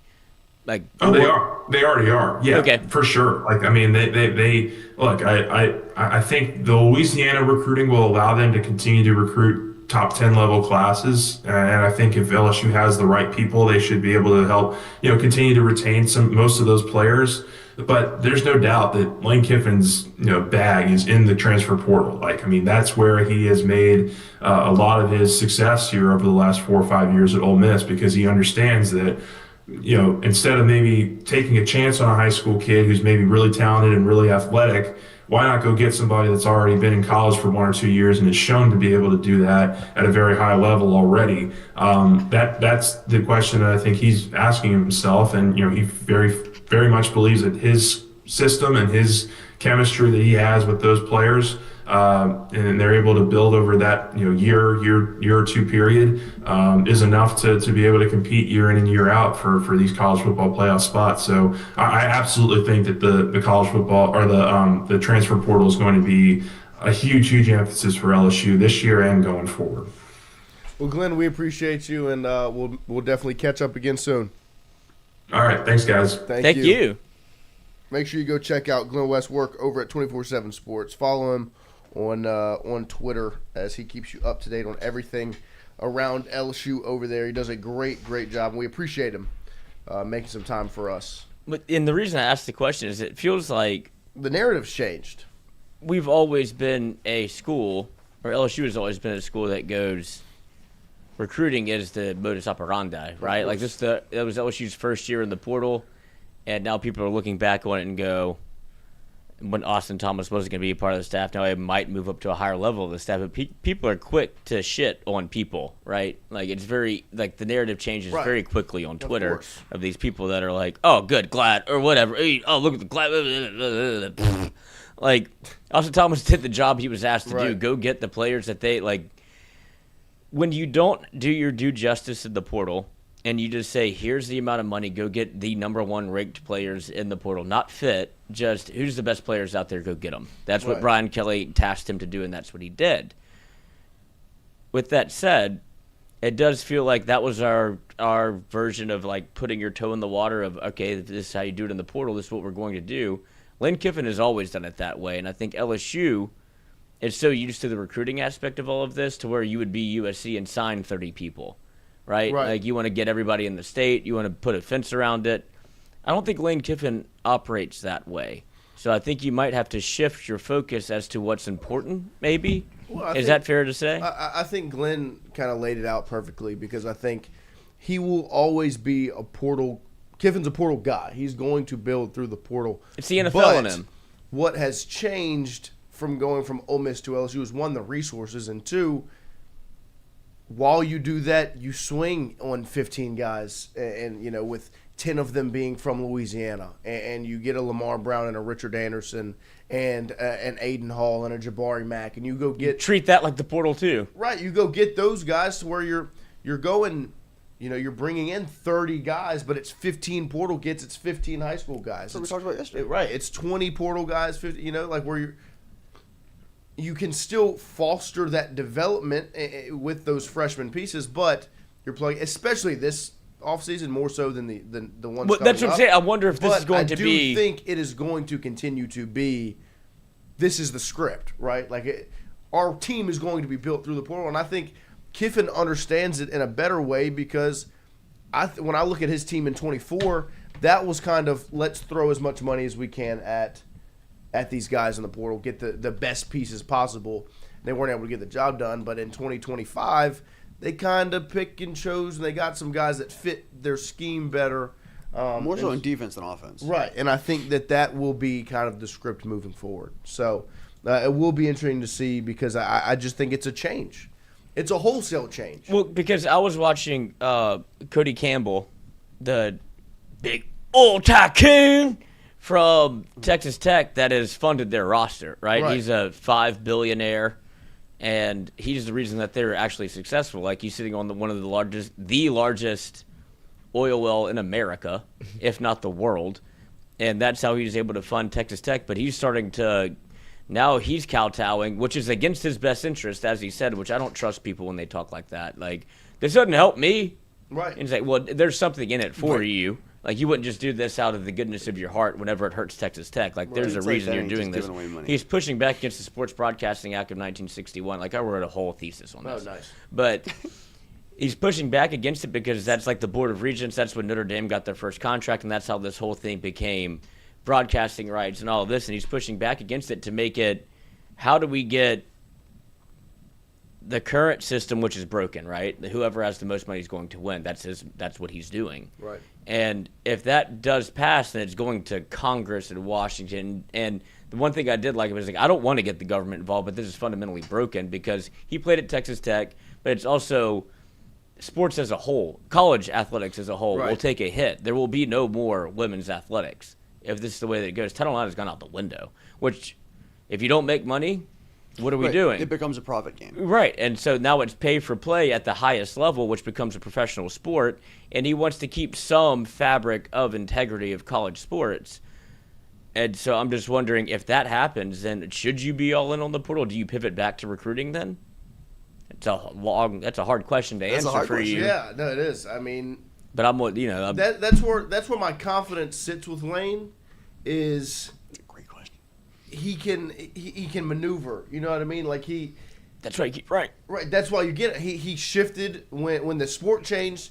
He changed. He's like, oh, that's who he's always been. He's been able to adapt, and that's where I think where you have confidence in him is that if it does shift away from this portal method, he will adapt. Right. When it shifted towards this, he changed the way he did business and went and put together portal classes to make affect the football team. So I think that's where the confidence can reside with Lane, is that he can adapt with the way it'll manage. And I think LSU is that bought in with him, where the resources will also work in whatever manner they need to work in. I think that's probably one of the biggest wins of hiring Lane Kiffin is the buy-in that it's going to bring. I was asked a question I did. Of course you did. Our guy Aaron from Waterboys College Football. He does the Waterboys. Oh, College a different Football one. Show. Oh, okay. I did a segment with him yesterday, and he was like, because he's an Oklahoma guy, they obviously have a national championship pedigree. He was like, no. For schools like Ole Miss that don't have a championship pedigree, or programs that are like that just don't understand it, what is the difference? I was like, well, one. He could answer that question for you. Right. I was like, well, one, there's a blueprint, right? Like, when you get to LSU, there's a blueprint of how you win one because it's been done before. When Lane got to Ole Miss, he had to figure it out on his own. There was no blueprint of how to win a natty at Ole Miss because it didn't happen. I was like, but also, there's championship expectations at a school that has championship pedigree blueprint. That has the pedigree, they have the expectations. Therefore, there is a buy-in for it. When LSU got Lane Kiffin, there's a level of excitement and buy-in around it from the fan base, from the boosters. If you didn't get Lane and you went and you got one of these other guys, I'm not saying that it wouldn't have been exciting. The buy-in wouldn't have been the same. The booster support likely wouldn't have been the same. The press conference might not have looked the way it looked on Monday had it not been Lane Kiffin, where it's all buttoned up and the room is split into two sides, right? Where it's media on one side and important folk on the other. You know, like And we're all fans. And so getting Lane Kiffin created a dynamic where the buy-in, the excitement, all of those things is at an all-time high. The NIL budget likely looks a little different for Lane than it does for another coach. Not saying LSU wouldn't have the same buy-in. You might not have the same financial. It's not but you wouldn't have more people coming to put in the coffer. Right. And so Alex Golesh, there's not. Right. It doesn't move. It is what it is. I mean, no shade to Alex not at all. Golesh. Yeah, but it's not the same of like, this is the guy. But you have to admit that there's LSU's never won like this before. Right. In a coaching search. Right. I mean, and that's why that's the biggest win in all of it. It is the perception of it, of like, no. LSU is still LSU, right? Ole Miss thought they could play with LSU. Florida thought they were in the same league. Nope. Promote your DC, hire a G5 coach. We're going to win this. Mm-hmm. That's who LSU is. That you won the perception battle. On LSU's front, you get the buy-in, right? And that's why the move was as big as it was. And so I think moving forward, that's where the confidence lies, is that you have a coach that can adapt, and on top of that, you have the buy-in around it to make whatever needs to work.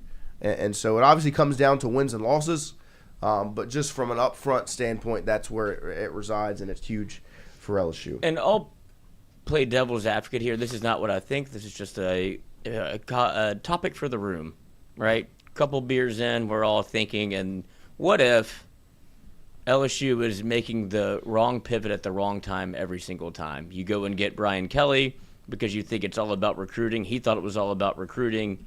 Oh, NIL hits, it's pay for play, and he's like, "Wow, I can't do this here because now it's too competitive."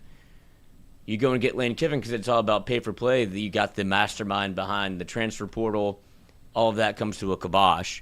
Right. And then it's back to recruiting. But and then he gets gets the one and done rentals don't work as well as you thought. Okay, let's all take a step back. Right. It's like you can't do that anymore. It's a different way. You can't just go and get the most expensive gun because everybody has a budget now. Mm-hmm. Like that's what I'm wondering, if this thing passes and it's like, no, you're regulated. See, I think that's the benefit of getting a guy like Lane, though, is that you're hoping he pivots. Well, he's shown that he can pivot. He's pivoted in the way that he's run his offense, right? Right. He ran a completely different scheme, when he was 32. And he was still a genius at it or whatever, but he's pivoted in the way he's run that. He pivoted when he got to Ole Miss a couple years into the job, understanding like the new way that the system works. So this is a guy that is smart enough and like has instincts. He can game the system. That he's gonna find a loophole in the system, I think, and that's the benefit of hiring him, right? Is that because I really do think I don't think college football is going to be. I don't think you can predict accurately what it's going to look like in 3 years. I think it's the most volatile market. It's going to look completely different than Bitcoin for reasons we have no clue, which will probably be coming down the pipeline, right? That's why you hire this guy instead of an old school guy like BK, right? Because that's a guy that does one thing. This is a dude that has shown over and over again in his career that's still 50 years old. Right. That he can adapt. That's why you don't hire Bill Belichick. Yeah, exactly. Yeah. You're not the 33rd NFL team. That's fucking nonsense. It's silly. This is why you hire this guy, because things will change in the next 3 years, and I think that you're naive to think otherwise. And this is the type of dude that can see it coming, and especially if he has the backing of a healthy financial super chat. Yeah. Shout out to X Soda in the chat. $100 super chat this morning. Bang! Bang! Great show, fellas. Love everything y'all are doing right now. X Soda, we appreciate you. 100 claps ready. 2, 3, 4, 5, 6, 7, 8, 11, 12, 13, 14, 15, 16, 17, 18, 19, 20, 21, 22, 24, 25, 26, you're in charge, County.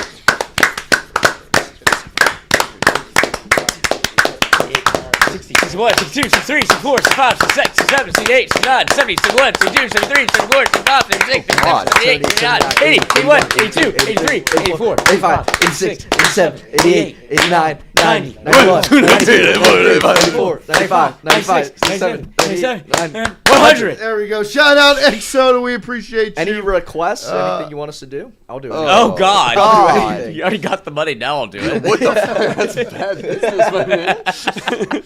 We appreciate you guys. Do you want that? Shout out X Soda. Thank you, X Soda. Hey, Nair's just showing what a mess.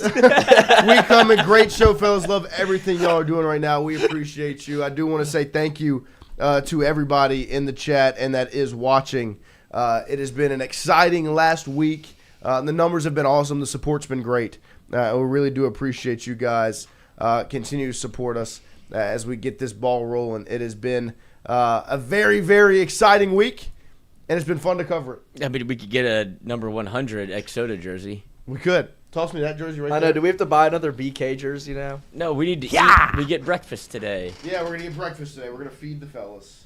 Free my boy. Yeah, Sabre and I got caught on 95. I said 95 like 3 times. I don't think Christian... I got out of count. It's because Lightning McQueen's 95. That's why? It's because Lightning McQueen. That's an interesting pivot. I don't know if you can count to 100. I mean, Wilt didn't score 100. Christian. I don't think you can. Wilt didn't score 100. 101. What? He got fouled. No, yeah, I guess it was 101, whatever. Whatever. Should we connect? Thank Oh, you. speaking of, What are we streak doing? stopped last night. LeBron I made... don't want to hear about it. No, but he made the game-winning play. Did what did. LeBron... He It's the did. perfect He play for passed the the streak. 1,217 claps. Ready. It's the most LeBron thing It was for him to pass up the 10 1,297 points actually. to make that pass. Yeah. That's why he's the greatest. And they won the game. How do you can? He knew. He knew how many points he had. He cared. He didn't care, but We Well, won just the start a game. new He streak. care. Of course he care. cares. I mean, it was going to happen at some point. I mean, Was it? It was like a 19-year-long it's record. before the iPhone was a It was thing. 2007. Dude, it's crazy. You were born when? 05? That's awesome. fucked up. I don't like that. Well, if you I don't look like at it, that they at showed all. like when the streak started. So you don't know Jamarcus Russell at all? No. Oh. They started the streak and Free they my showed boy. like the highlights of the game, and then it showed when the streak ended, and it was like, holy shit. You never watched anything but HGTV. Yeah, basically. Oh my god! I watched his fucking Premiere. premiere game. I watched both All-Star games. Oh, I didn't scored- I didn't get to see that either. He scored 21, I think, right? Mhm, against the Kings. And King, like, I tuned in. I was a child, but I tuned in. I was a child and No I weren't tuned born. in. Fuck. I was. I mean, I was alive. You were alive. You weren't. I'm ready to die. You I trying was watching- actively. I was watching Teletubbies, bro. Yeah. Teletubbies is my go-to. What? Name them all. I can't anymore. Winky, Tinky, Poe. Is there a Daisy? No. That's the Oh, sign. Hanville 07, $5 super chat. Don't forget Lane recruited those great USC teams in the early 2000s. He was the OC in the USC versus Texas National Championship game in 2005. And he called the pitch back. So, yes, he can pivot. Yes, he can pivot. No, that's the thing. He can pivot from one era of college football. I was the making next. a good point where Yeah. the $100 thing blew our 100%, minds. 100%. He can adapt. 1,000% he can adapt. 5 claps. Ready. That's easier. Well, yeah, maybe if we And would've Christian done still it. fucked it up. Yeah, we would have done it. 1, 2, 3, 4, 5. Yeah, but you There you didn't go. do it. still just did 4 You have claps. to- yeah, I was I did it just with now. you. He fucked it up. No, I was watching you go. You think about Winky and Binky. Just back onto just to talk about LSU women's basketball a little bit before we Oh, yeah. close it out this morning. A great game last night. They started off a little rocky. They went down 14-1, then 17-3, and then brought it all the way back and pulled out a huge win against Duke, 93-77, to move to 9-0 on the season. But I mean, really, what they did to turn that game around is what they've done all year. They hound the glass. They play suffocating defense, and when they get running, right, when they're moving in transition and they're free flowing, there's not a team better than them, right? When Michaela Williams can run up the floor and drop one off to Grace Knox or Great Kate, pass. That pass Great- was unbelievable. Kate Oh my Koval gosh. can run a quick pick and roll, and Michaela rips one to her. She's able to sprint down the floor and seal. They're a balanced team, and when they start running the floor, you can see just how dangerous they are. They cleaned up the turnovers because they were turning the ball over early on. They cleaned that up, and they got in rhythm. The shot making is impressive. They are a much better I would say like spread team, where they used to in the early, these Kim Mulkey years, they've been so post heavy, right? Feed Angel Reese, Anissa Morrow, LaDeja Williams, just get it into Samaya Smith, get it into the post.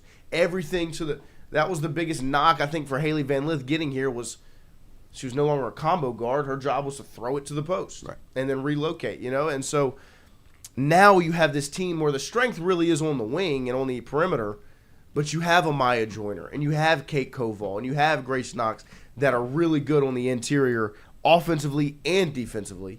And I think you're seeing the strengths of this team, which is defensively, they are really good. They're active. They can make shots. The shot making is impressive. Shot making is crazy. And then when they're in transition, there's nobody better. And here's one of the scenes from last night. Flaugier hits a big three. And Joe told us yesterday. Yep. He let you know what to expect going into the game, which is why we had him on. He told you there was going to be a little extra smoke. Flaugier hits a huge three. Coach had to hear it. Can't even look. I fucking love that about this team. I love it about just LSU women basketball in general, right? That's kind of been the mindset they've always had since Mulkey's been here, is just very like unashamedly, this is who we are. We, like our personalities are right out front, but this team especially, they've just got that fucking dog in them. Yeah, no, they do. Their shot so making fun. compared to you watch women's basketball across the country. Their ability to shoot it from the outside or even just deep 2-pointers, it's like, whoa. There are three players that can get their own shot. Get their own shot at any point. Michaela Williams can shoot on any floor. Michaela Williams, we were talking about it last night, and people are going to get really upset about this. Should we even say it, Lloyd? No, say it. Michaela Williams could score 8 points a game in the NBA. Maybe even she can get her shot off on anybody. She can do 2 dribbles. She can make space. She can hit a shot with a hand in her face. She's 6 feet tall. It sounds insane, but she's just a bucket. She's a bucket. She makes fucking room. I don't know. She has confidence. I don't know if she could go ISO in the NBA, but she could definitely come off a screen and get a shot. Don't leave her open. Maybe I'm embellishing a little bit. Yeah, but she's a unique talent. Well, that's watch the. I mean, this right here. It's a quick. And that's the argument. Caitlin Clark rejects the screen, stays solid, gets the mismatch, puts bucket. It up. Barbecue chicken. You give her this much space, it's barbecue chicken. That's probably gonna piss some people off that I said that, but I mean, it will. But anybody that can, it will. But anybody can shoot. Anybody that can shoot can get you buckets in the NBA. They just have to. But make if you can make your own space, if you can give yourself this, I don't think room, I don't think she can do that. She's not going to score in the NBA, but I will say I think she's the best. I think she is. What do we do if we don't do takes? If not if not the best pure scorer in the country. In women's college basketball right now, when it comes to creating your own shot and being able to score on anybody in the league, it's her. I mean, she is beyond impressive. It's phone booth basketball where she just needs one dribble to go left or right, or it's just jabs to a shot. The nuances to the way she scores is so impressive. It's just fun to watch. And then you have... You're telling me she couldn't do this? Tony Snell, Pell's legend. But, well, yeah, I mean, I could go do that. That's just, I mean, she'd get one up. That's 2. I would at least get a charge. I guess it's not on there, but who's to say I what have he a did? feeling. I have a feeling he did not take a charge that game.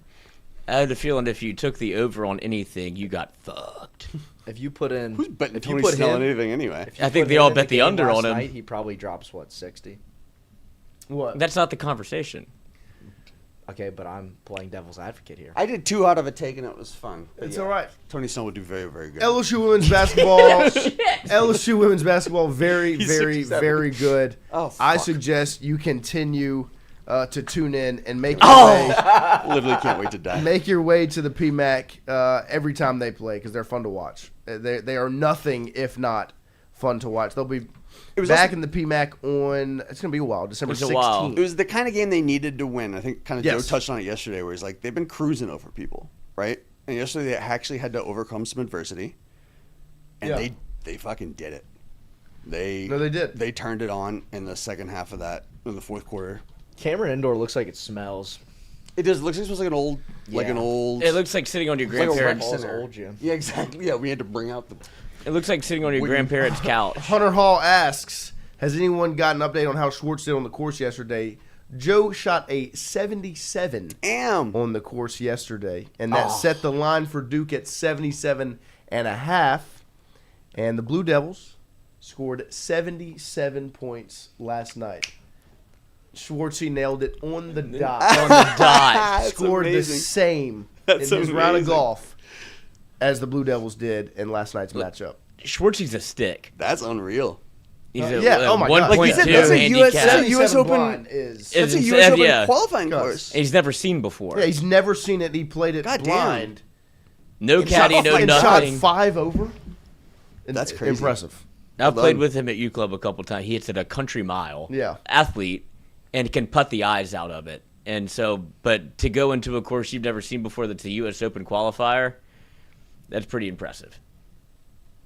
A lot of Yeah. people just shot 90 up. And with the 1.2 index, you'd be like, thank God my gin's going to go up. But the last 2 nights, 2 big grinded out wins for LSU men's and women's basketball, where the men battle with Boston College. Got to find your way to win it, get it done in overtime. And then obviously LSU women's last night against Duke in Cameron Indoor. Grinded it out, made it happen. Fun to watch. Fun to watch. That's for get to the PMAC whenever you can, because you do not want to miss these teams. And I will tell you, on Saturday, December 13th, it'll be a fun day. You can go to the Smoothie King Center, and it'll be women's basketball first, men's basketball after. And so women's basketball face off against Louisiana Tech at 5 in the Compete for Cause Classic. And then after that, SMU, LSU men's basketball at 7:30. And men's also play against Texas Tech this Sunday. So make sure you stay locked in, tuned in. Get to the PMAC whenever you can for both of those teams, that's for sure. And let's Connect athletically. close it out. On a And fun week. It's been a really good week. And the Pelicans lost 2 straight. To the same team. And Zion's getting traded. He doesn't want to be traded. He probably does want to be traded. Who's going to take him? But, dude, I'm telling you, trade him to the Knicks for nothing and let him ruin his career there. He's only 25. What if he's really good? What if he goes somewhere else? That's what's going to happen. Because that's what's going to happen. What's going to happen is Is there just, like, he's something going to like- get there, do the injury BS again, then he's going to straighten out because the New York media or whoever's media is not going to let him go on these like injury fast food runs. They're going to straighten him out because he's going to get criticized more than he's getting criticized here. And then he's going to straighten out and just be a good player. He's going to be a... Till 28, and then once he's 28, his trade knees are going to give out. Trade him for Bronny James Jr.? Straight up? LeBron wouldn't let that happen. And LeBron? LeBron does not want to come here. Yeah, Nobody wants to come here. At Cajun Curveball, you telling me I can go to the Blender and watch LSU ball? Yes, sir. The Blender next Saturday. What y'all should do if you're a Back to Pelicans back. fan is pack that joint out. Yeah, let them see what it Show can 'em. actually look like. You play good basketball, yeah. People show... The Louisiana enjoy has it. a curse of... If it's good, we'll go. Not a basketball city, bet. Right. Because it can be. Oh, should the Pelicans sign Chris Paul? They can't. Chris don't want to come here. Yeah, they should. They definitely should. He don't want to come here, though. He's retiring. Why would he want to move to New Orleans for the last... It's not even a move. It's like 60 go stay in the games. Reds. Sure, Or but, I mean, he's got a kid and stuff. and the Four Seasons. he ain't doing I that. can hook him up if he wants it. I got the connect there. I think they should, but, I mean, Some old it ain't y'all. going to happen. Not anymore. Moved Oh, up. he lost his nose? COVID? Clippers are assholes. GM. Brett. Oh, he moved up. Mm-hmm. Moving on up. He can drink all the wine he wants. Ask my brother. He didn't listen, so it's cool. No, Sean? No. 'Cause that's why I don't talk to Sean anymore. Your brother listens. My brother-in-law doesn't No, listen. Sean does not listen because he keeps asking me the same questions I've already answered on air. It's like, listen to the fucking show. And he's like, so we don't have to have, you know what the show is. You've been on it, you drunk fuck. Like, Foden, Sacco, so you don't Rice. you don't get me to do, Kane. I'm not doing the same show Is it 3 Kane? times for you. English. Is it Kane? Subscribe to my Kane, Patreon. Saka, Yeah, Rice, English national. Foden. Yeah. Say it again. Foden, Foden. There you go. Saka, Rice, Kane. Footing the bill for Rice. Kane. This is all soccer shit. Yeah, English men's teams play. Mhm. So Curacao. No, don't click on them yet. I'm just trying to figure it out. Football, soccer. What's the next one? Calcio. Oh, Brazil. That's how they say it in Italian. Toronto, Mexico City. No. What is that? So wait, Curacao and Cape Verde are like, what would you call them? I guess like they have parent nations. This is all soccer shit. Well then, is that Uzbekistan? What is that? Oh wait, I think it's okay. Uzbekistan, Curacao. If Jordan, Yeah. I think they all got into the World Cup for the first time. That's what that is. In Toronto? Cape Verde. It's a nation. Yep. Boom. Get me out of here, all host cities. Dog. Soccer. Nice. Jesus. Noah's No, we get no credit. Like we Noah's Brian killed that. Kellying the That was hard. athletic connections. No, We I'm would getting- not have I'm gotten doing- it. I'm We doing would- LeBron MJ in the chat right now. It's my favorite thing to do. What? Can I play devil's advocate for it? The unks in the chat. They're going heavy MJ. Look, Oh, God. Look. I was an MJ guy for a long time. You weren't alive. It doesn't. Okay, but I was because I didn't like LeBron. I like the Warriors more. Yeah, that's the But that's when the you look youngest at it take of all objectively, time. like, dude, like I get it. I think Jordan has more influence than LeBron, Yes. but Jordan is not the GOAT of basketball. It's not like it's just not the case. Might be the smartest thing you've said on the show. I think so. I'm proud of you. Yeah, I'm proud of you. I mean, well, like I try to be objective with this argument, and it's just so clearly LeBron James. It is. I mean, I think the biggest thing is just the sport I get it. now is drastically better than it was then. Like if not you even really that. go back and watch the games, right? And LeBron would have MJ would have dominated this era too. Of course. MJ's Anthony Edwards, but better. Like that's the exact. I mean, it's he's just, Kobe, but better. I saw a Paul Gasol. I saw a high schooler last night do the reverse layup where you go up here and then you finish it's just Whoa! the game has changed, right? And that's Now not they a diss dunk against, it. It's not a diss against Mike. It's just the game has Seventh changed. graders are It's- yamming. It's better. Also, I mean, just Girls are dunking. 23 years. Yeah. And Seville's right. Noah's never changing his mind. He has an emotional tie to LeBron. You have an emotional like us tie MJ. to That's what he fucking said. Like us MJ. to Yeah, No, yeah. it's right. That's the case. I will never change my mind on No. this discussion. Dude, it's honestly a better argument would be Kobe MJ. I think that's a closer argument, to be honest. Mm-hmm. It's just it's one thing that I will. Like I will LeBron never is so fire people up. far and away the greatest of all time. Like it's just if you say MJ, it's strictly because you have an emotional tie to the 90s and to the 90s era of basketball. That's your tie. Noah's tied. Yes, I'm not tied, and I can look at it clearly and say, Steph Curry. LeBron is better. Yeah, Steph's the second or best point guard of all time too. Chris Paul. He's the Magic greatest Johnson's- true Magic point guard. Johnson's the greatest point guard of all time. Yeah, absolutely. Chris Paul is the greatest true traditional point guard. And but the thing for the LeBron argument, you could say that LeBron could have been the best point guard of all time. Yeah. KD best scorer of all time. LeBron is the greatest scorer of all time, and he's not a Harden scorer. greatest single season. LeBron's not a scorer. He's not a score first player, He just proved it. and he has. I'm glad he stuck to his true colors of, the best thing about LeBron. You call him about a scorer, the next night he drops 60. I can do whatever you want me to do. Mm-hmm. This shit's That's what I'm saying. That's easy for me. he can do whatever he needs to. No, like my thing with LeBron and MJ is I don't disrespect MJ at all. At all. I respect 1,000% everything that he is a great basketball player, and I understand how people can watch him and say, "Oh, I think that's the greatest player ever."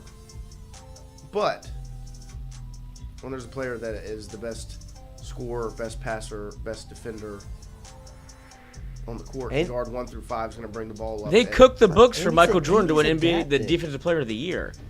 And he's adapted. He can shoot the three now. What is LeBron better at? Passing and rebounding, end of list. No, I mean, LeBron can guard 1 through 5. He's a better rebounder. He's a much better passer, like far and away better passer. It's not even close. He's better scoring at the rim. He's a better three-point shooter. More gravity? I mean, he His draws physical more build defenders. is more- He's stronger. He's faster.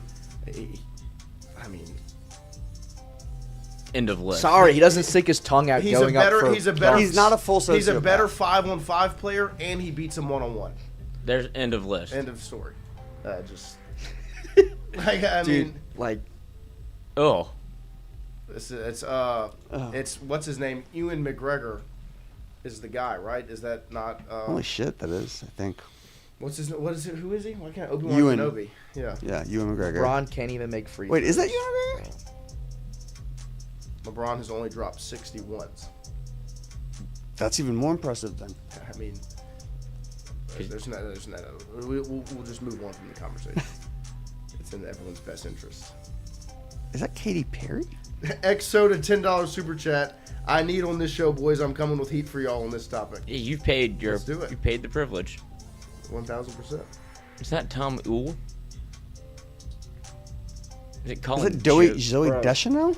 It is. Those doe eyes. Devin Booker beat Michael Jordan 101. No, Y'all need it's to not. chill. Is it Katy Perry? It is Katy Perry. Katy Perry. That's what I said first. Yeah. MJ locks LeBron up. Alexis Bledel. Bro, this is not Oh. Space Jam MJ, gang. Who is that? 6'6", Like, it's the girl 220 from, versus 6'8", 260. The Gilmore. It's the Gilmore girl. Again with this? No, yesterday was a Pretty Little Liars. Pretty Little Liar. Who's the Gilmore girl? It was Alexis Bledel. Yeah, you were thinking Gossip Girl. Both times. It's you know. Like, bro, we're it's playing okay. against John Stockton. Like, I mean, are we fucking serious? Who's the new John Stockton? Who plays for the There'll never be another John Stockton. Bulls? Oh, no, that's Karl Malone. Josh Giddey. Mm-hmm. Good one. Oh, I get that. I'm just kidding. Yeah, Devin Booker. Devin Booker dropped 70. Devin Booker would cook. MJ. Cook MJ. Oh my God! See, I'm not saying that. That's- but I'll let you That's say it. wild. The Saints. Joe Vitt was the Saints after the Bounty Gate. Who's Aaron Cromer? I have no idea.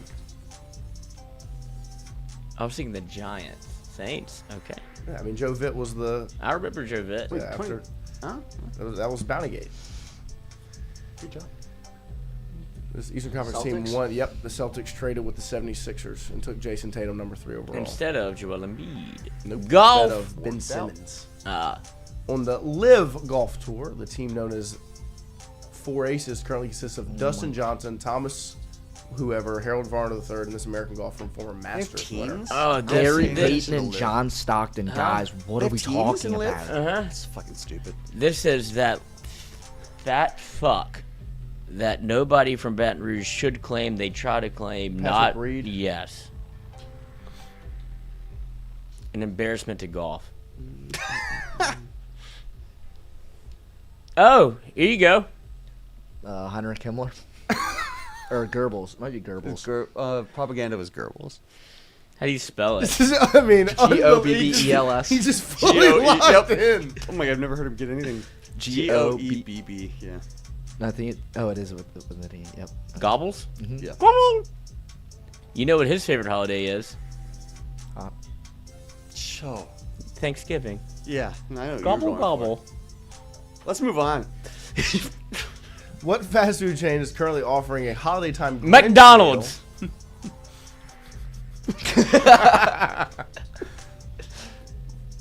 Following a heist team, the action drama Leverage ran on this cable channel from 2008 to 2012. I have no idea. I was very like much some, locked into LSU at feels this like some time. I have TNT no shit or idea. It's just something, like but- my peak LSU watching. It's either USA or TNT. Yeah, it's one of those. Goebbels. Oh, Goebbels. Joseph Goebbels. I'm here to say. TNT. Yeah. Oh yeah, the reason I thought LeBron. That's what. That's the only reason the neighbors know that name, right? Joseph Like, Gobbles? and this Thursday, you know. Yeah. Leverage. I'm not gonna check it out. In this 2014 Get me back to the DreamWorks game. animated film, a highly intelligent talking dog Up. goes on time-traveling adventures with his adopted human. I cried during the intro to No, Up. no, It's it's not not Up. up. It's not up. Don't- Up is Pixar. No, not up, yeah, DreamWorks. up is Disney. That's right. DreamWorks is. Well, and also, that's also Also, not there's the nothing to plot do with of the Up. plot of Mr. Up. Peabody and Sherman. Oh yeah, right. Yeah, it is. It is. That Mr. movie was Peabody and great. Sherman. I've never heard of that. It was a good movie. Yeah. It is a good movie. Mr. Popper's Penguins. I did read. Yeah, I watched that movie. Watch that book. I watched that book. Just like every night has its dawn, just like every cowboy sings his sad, sad song. Every rose has its thorn. Is that what the song's called? Yeah, I think so. Every rose has its thorn. Bang. Every 9 for 9. 13 for 13. Nice job, guys. nice job, guys. I can't wait for next week's phone call segment. It's probably going to have some LeBron MJ in it. I can't wait. Purple and gold. with no regard. And you're not allowed to say the names Gary Payton and John Stockton. Let's just The say glove? this now. Yeah, Well, see, this is my thing. I don't want to disrespect the greats of the past, but I do just want to acknowledge that the skill gap between now and in the 1990s is so vast. It's unbelievable. Yeah, Like it's just the not game even- itself It's so much more global. is completely different. Could right? Michaela Williams get a bucket in 1994? Yes. Michaela Williams respectfully could get a bucket now. She It would could get a just bucket it'd now. be like 1 for 8. I mean, this is it'd the be thing. off It's- screens. We're not going to treat Bill Laimbeer's Jordan rules like it's good defense, right? What they did was the sport of basketball isn't better because you can punch and forearm and trip and push. Or The flop? sport of basketball is better because you have players that can shoot at a 40% clip and get to the rim. You know, you have centers that can dribble between their legs and You have a shoot 7'6" step back. You have a 7'6" center that's bringing That the does ball before everything running on the pick and court. rolls, right? Like The game has changed. just understand. For the better. I mean, look, you want to make the argument that like the GOAT is based on like the best player of all time. Well, Wemby would cook like 99% of the league ever. But they would put their forearm in his chest and he'd disintegrate. The greatest player of all Like, time Wemby- is Arvydas Sabonis. Wemby would have a Actually, shot against LeBron in Arvydas 1-on-1, but Sabonis that's not did the not game. have time to play basketball at peak. Arvydas Sabonis was He had to go Jokic to before the Jokic. war. But he was trapped in USSR. Arvydas You're good at Sabonis that. is greatest basketball player of all time. He's He good. play at 22.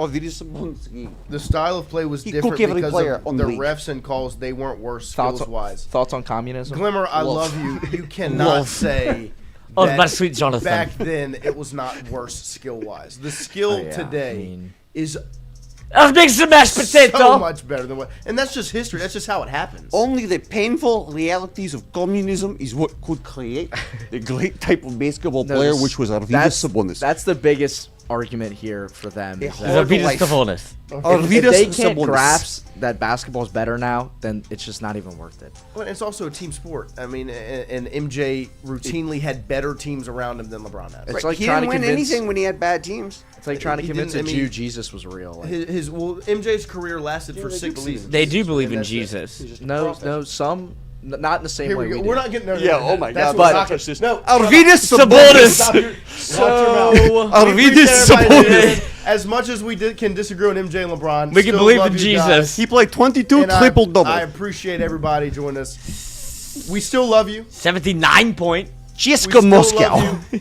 regardless of our disagreements on LeBron and Moskova. MJ. We're still friends. We're still all happy to be here, and I appreciate everybody's support. We will be back Monday morning. We'll also be live on Sunday, Pizza Aw. Byron's with Rohan. He just shot me the text over. Make sure you guys knew we'll be there this Sunday. Make sure you tune in, check it out. He wants to dive in to Lane Kiffin, his offense, and who he is, what LSU will be getting. That's gonna be fun. And he also wants to talk basketball, so we'll see what Roe knows. Oh, We'll see what Roe LeBron knows about MJ with basketball Roe. With Roe on Sunday. What do you think Roe could have done on the court? We'll see you guys. What if Earth steps in and says Arvydas Sabonis? We'll see you guys Sunday live from Pizza Byron's, and we'll be back right here Monday, 7 to 9 a.m. My wife